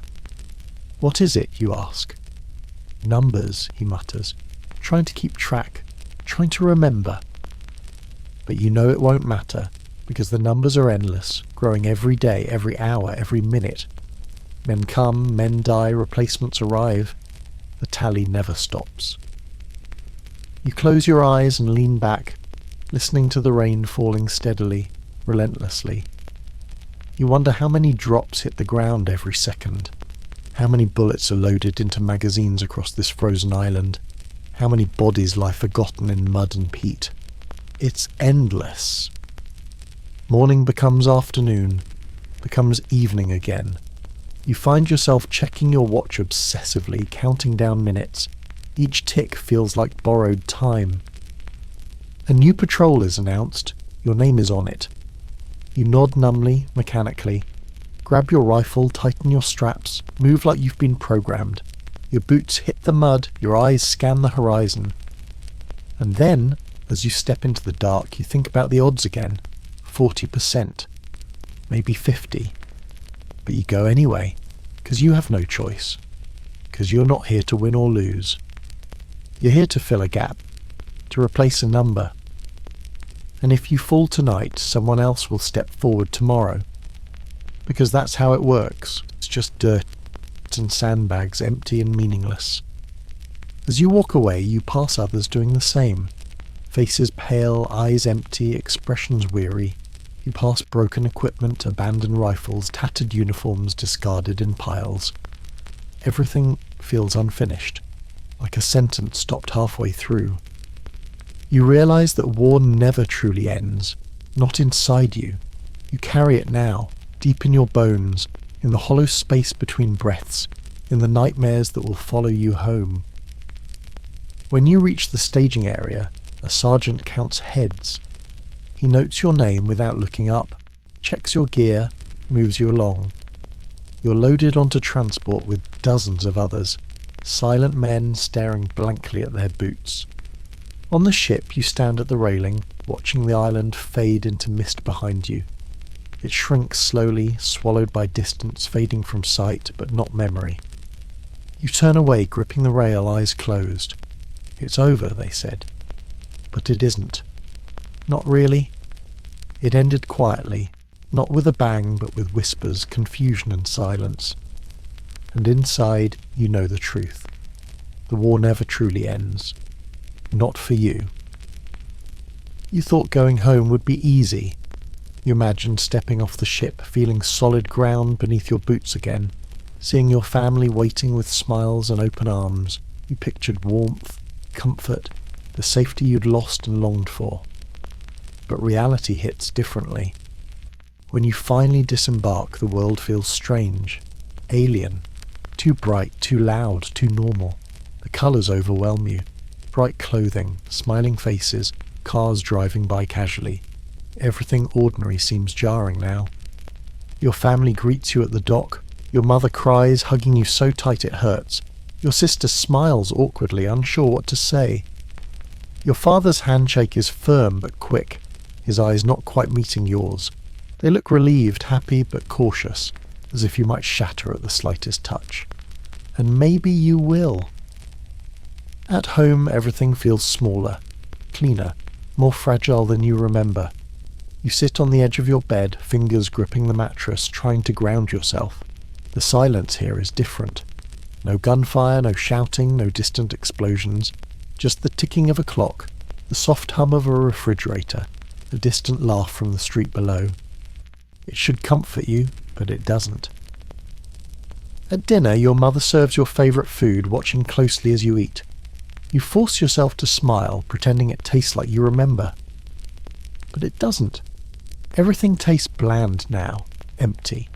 Even water seems wrong, missing the metallic tang of your canteen. Conversation feels forced, cautious. Your father asks simple questions, hesitant. How was it? Are you all right? You answer vaguely. Fine. Glad to be home. You see the uncertainty in their eyes, the questions they're too afraid to ask. Did you kill? Did you see death? Did the war change you? All right. You answer vaguely. Fine. Glad to be home. You see the uncertainty in their eyes, the questions they're too afraid to ask. Did you kill? Did you see death? Did the war change you? They don't ask, and you don't tell. Because how could you explain? How can you describe the mud, the cold, the stench of death, the empty stare of men who watch their friends die? How can you explain nightmares that wake you, gasping and sweating, hearing whispers in the dark? Days pass slowly, nights even slower. You lie awake, staring at your ceiling, listening to the sounds of the house, the world outside. Every car passing feels like a threat. Every shadow reminds you of the trench, the ghosts you left behind. You try to pretend everything's normal.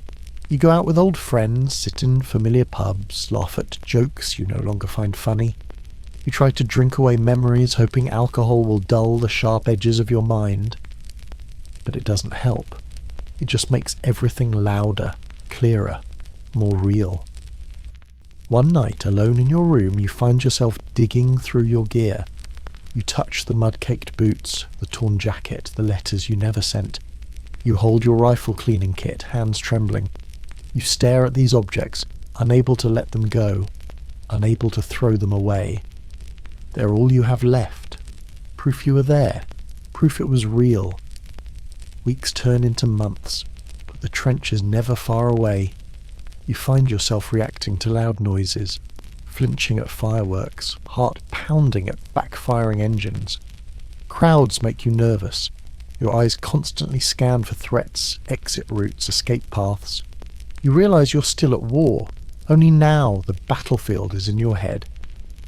Your mother notices first. She watches you carefully, seeing changes you try to hide. She urges you gently. Maybe talk to someone, maybe get help. But you brush her off. I'm fine, just tired. You're not fine, you know it. But admitting it feels impossible. Soldiers aren't supposed to break. You're supposed to be strong, resilient. You survived the war. You should be able to survive peace. But peace feels more dangerous now. At war, you knew your enemy, knew the rules. Now you feel lost, adrift, unsure of yourself. One afternoon, your father finds you sitting in the garden, staring blankly at the grass. He sits beside you quietly, waiting. After a long silence, he speaks. It's okay, you know, to not be okay. You look at him, surprised. I was in your shoes once, he continues softly. Different war, same scars. You carry it forever, but you learn to carry it better, eventually. His words hit you like a revelation. You're not alone. You're not the only one. Slowly you start to talk, to him, to others. You join support groups, share your stories, your fears. You begin the long, painful process of healing, realizing that coming home isn't the end, it's just another beginning.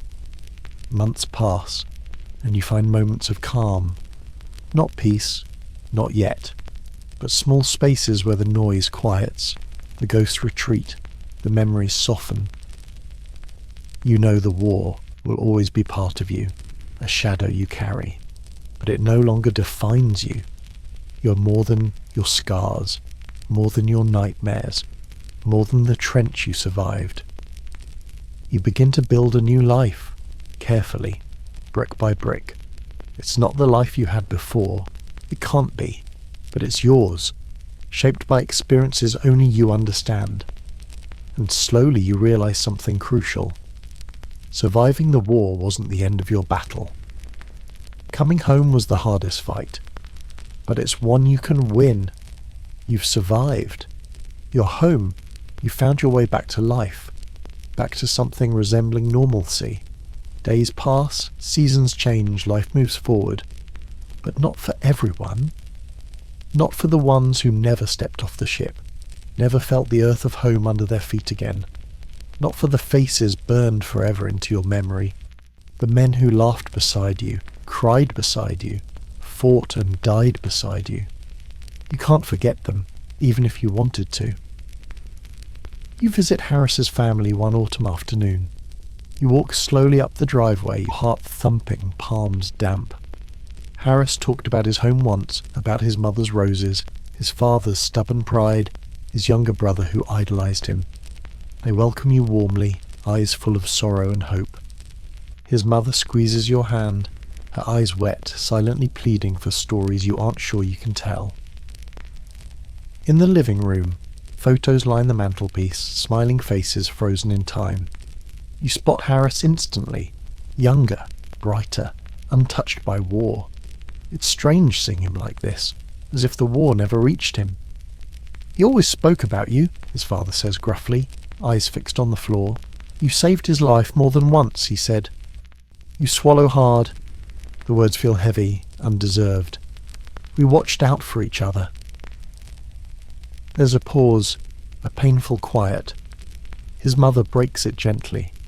Was he afraid? You consider lying, protecting them from the harsh truth, that they deserve honesty. Sometimes, you answer softly, but he never backed down. He was brave. She nods slowly, taking comfort in your words. His younger brother watches silently, eyes wide with admiration and loss. You tell stories, carefully edited, shaping Harris as the hero he deserves to be remembered as. You talk about his humour, his courage, his kindness, the way he never gave up, even in the worst moments. When you leave, they thank you warmly, inviting you to return. You promise you will, knowing it'll always be painful but necessary. You attend remembrance ceremonies, standing in crowds, listening to solemn speeches, feeling disconnected yet bound by grief.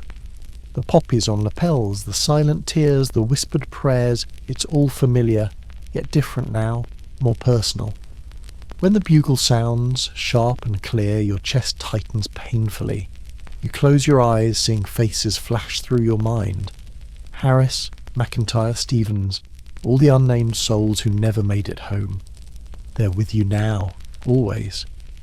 You find yourself talking to them quietly sometimes, late at night when sleep evades you. You ask for forgiveness, for understanding, for the peace they never had. You promise them you'll never forget, never let their sacrifices fade. One winter evening you visit a small memorial tucked away in a quiet park. You read names etched into stone, touching each letter gently, as if to bring them closer again. You see Harris's name, the date of his death, forever marking the moment you lost him. You sit quietly on a bench, snow drifting gently around you, wrapping the world in silence. You think of them, of the lives they left unfinished, the dreams unrealized, the families forever broken. But you also think of their courage, their strength, their unspoken brotherhood. You think of the laughter shared in trenches, quiet moments between battles, whispered conversations about home, and you realize their lives weren't just lost. They were given, willingly, bravely, selflessly. Their sacrifices allowed others to live, to go home, to remember. You take comfort in that, and you visit their graves standing quietly among rows of white stones, each marking a life given. You place flowers, flags, small tokens of remembrance. You speak their names aloud, ensuring they're never forgotten. Sometimes you see others there, men and women with haunted eyes, lingering memories of their own wars. You nod silently, recognizing shared grief, shared loss. Slowly, painfully, you learn to carry their memories without breaking under the weight. You honor them through living, by moving forward, by making the most of the life they gave you. But you never forget. Because remembering isn't just about grief. It's about respect, gratitude, honor. It's about acknowledging their humanity, their sacrifice, their lives. One quiet afternoon you write their names down, carefully, neatly, each letter carrying memories. You tuck the paper away close to your heart, carrying it with you wherever you go.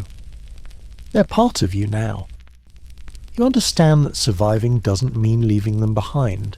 It means carrying them forward, sharing their stories, remembering their bravery. You speak of them often, sharing quiet stories with friends, family, anyone willing to listen. You make sure their names live on, their sacrifices understood. And as the years pass, you find peace in remembering. Not peace without pain, not peace without loss, but peace in knowing they mattered, that they still matter, that their sacrifices mean something. You continue to live for them, honouring them in the simplest of ways, through kindness, through courage, through gratitude. Because as long as you remember them, as long as you carry their stories, their spirits live on. They never truly left. They're with you always. Peace doesn't come easily. At first, it feels impossible, distant, like something you'll never truly hold again. For months, maybe years, you carry the war with you, heavy and silent, hidden behind false smiles and quiet assurances of being fine. But you're not fine. Not yet. You still wake in cold sweats, still jump at loud noises, still see faces in crowds that aren't really there. You still avoid crowds, avoid questions, avoid mirrors that reflect someone you barely recognize. But gradually, quietly, peace finds you. It starts small. A morning you wake without nightmares, a day when laughter comes easily again, a moment you catch yourself smiling genuinely, unexpectedly. It happens slowly, like sunrise, gentle and quiet but unstoppable.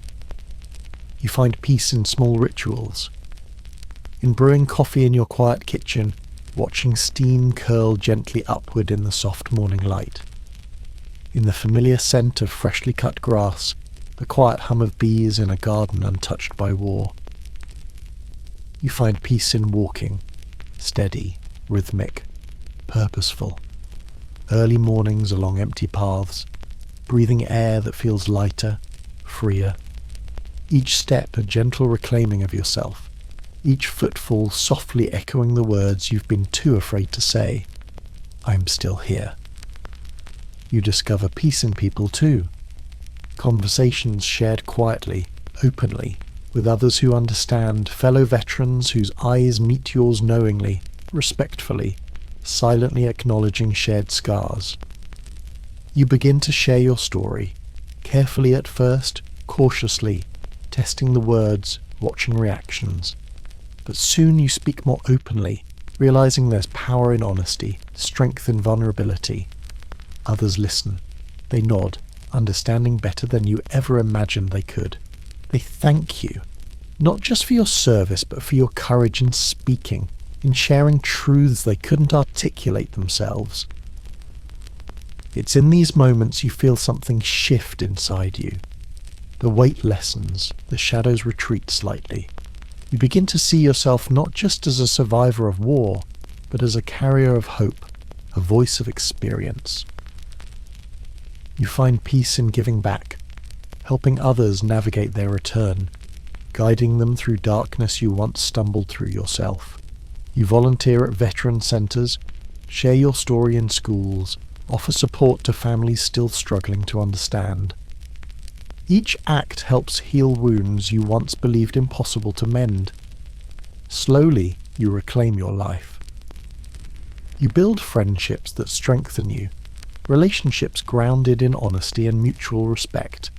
You discover passions forgotten or abandoned.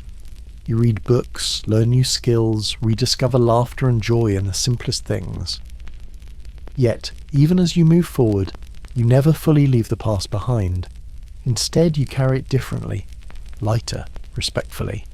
You honour your memories rather than fear them, cherish the lessons rather than resent the pain.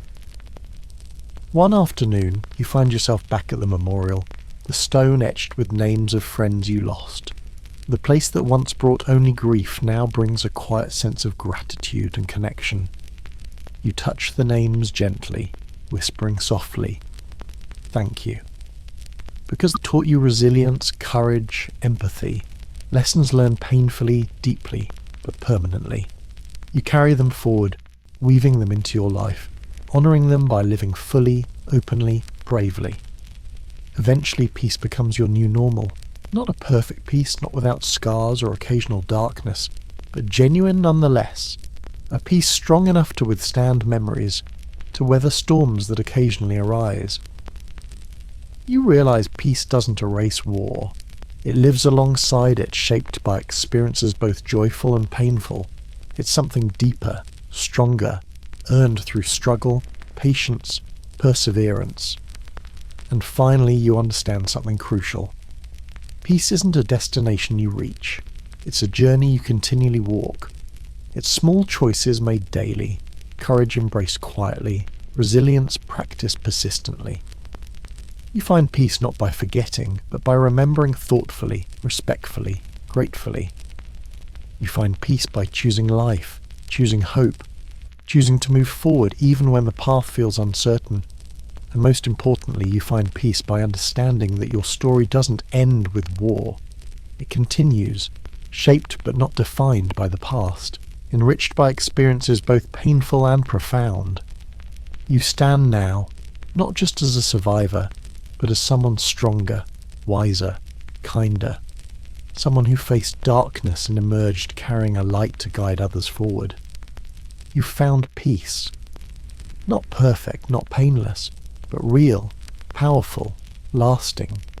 And it's yours forever. You've moved forward. You've built a life, found peace, reclaimed yourself from the battlefield.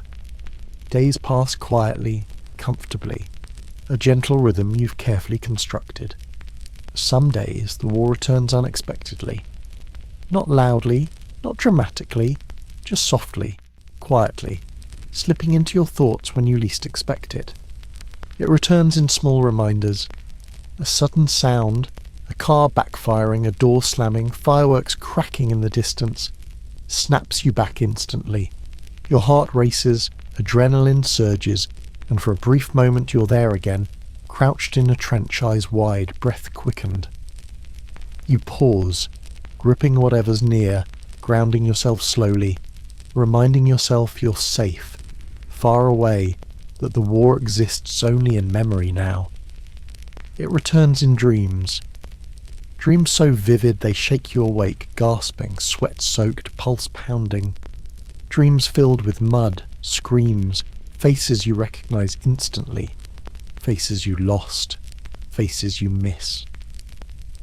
You sit upright in the dark, breathing slowly, pushing the images back gently, carefully.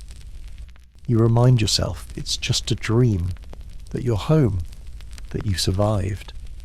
But sleep remains elusive, memories lingering long after you close your eyes again. It returns in small details: the smell of wet earth after rain, the metallic tang of rust, diesel fumes drifting through open windows. Each scent holds memories you'd rather forget, scenes replaying involuntarily, clear as if yesterday. You find yourself staring off sometimes, lost briefly in moments from the past. Friends and family notice, gently calling you back. You smile weakly, apologise quietly, and try to push the images away once more. But the war never fully leaves. You feel it deeply during quiet holidays, anniversaries of battles fought, dates marking loss and remembrance. On these days, memories surge strongest, grief renewed, wounds tender again. You find ways to cope, rituals quietly observed, visiting memorials, sharing stories, spending quiet moments reflecting, honouring memories respectfully. These rituals help ground you, remind you it's okay to remember, okay to grieve. You see it in others, veterans whose eyes meet yours knowingly, silently sharing understanding. You recognise their struggles, their resilience, their quiet dignity. You connect without words, acknowledging shared history, mutual scars, unspoken truths. You help each other through difficult days, offering comfort, understanding, reassurance. You build bonds forged in shared experience, strong and supportive. You live differently now, shaped irreversibly by the war. You're cautious, observant, quieter. You value peace deeply, treasure simple moments, understanding their fragility, their preciousness. You carry wisdom earned through struggle, empathy deepened by loss, resilience strengthened by adversity. These gifts, though painfully earned, enrich your life profoundly. You honour the war's legacy, not through bitterness or resentment, but through kindness, courage, and gratitude.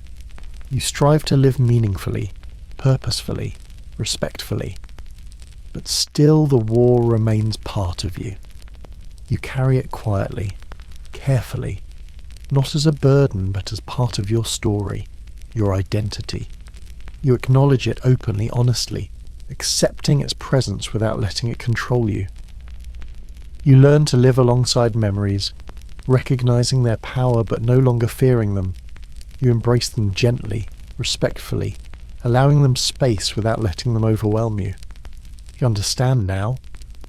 Healing isn't about erasing pain, it's about accepting it, managing it, living with it compassionately. It's about finding balance, creating harmony between past and present. And slowly you do. You find strength in vulnerability, courage in openness, healing in sharing. You recognize your journey as lifelong, your peace hard-won but fragile, requiring gentle care and constant attention. You move forward carefully, respectfully, honouring the past without being bound by it. You live fully, gratefully, courageously, not in spite of your experiences, but because of them. All right, you are. The war never fully leaves, but neither does your strength, your courage, your resilience. You carry both now, carefully balanced, respectfully held. And in this balance, you find true peace. Not perfect, not painless, but powerful, lasting, meaningful. You're not defined by war. You're enriched by it, shaped but never controlled by memories. You understand fully now. The war never leaves you, but neither does hope. You've walked through the trenches. You've felt the bitter cold, the endless mud, the fear that clings to your bones. You've seen war not as a hero's tale, but as a brutal, honest reality. These weren't just stories. These were lives. Real men who stood in those trenches, who endured the unimaginable. Men who faced terror and hardship, who struggled, survived, or fell in the cold mud thousands of miles from home. We tell these stories not just to remember the war, but to honour those who fought, who suffered and who sacrificed, to remind ourselves of the human cost, the courage, the pain and the resilience of those who served. War is never just a history lesson. It's a lesson about humanity, sacrifice and the price of peace. So as you leave these stories behind, carry their memories with you. Remember the names, the faces, the voices of those who never returned home. And if these stories moved you, if they made you reflect, please consider supporting this channel. Subscribe, like and share this video so we can keep their memories alive. Keep telling stories that matter, stories that deserve to be remembered. Because as long as we remember, as long as we honour their sacrifice, their bravery and their humanity, they will never truly be gone. Thank you for listening, for remembering, and for honouring those who stood, fought, and fell in the Falklands.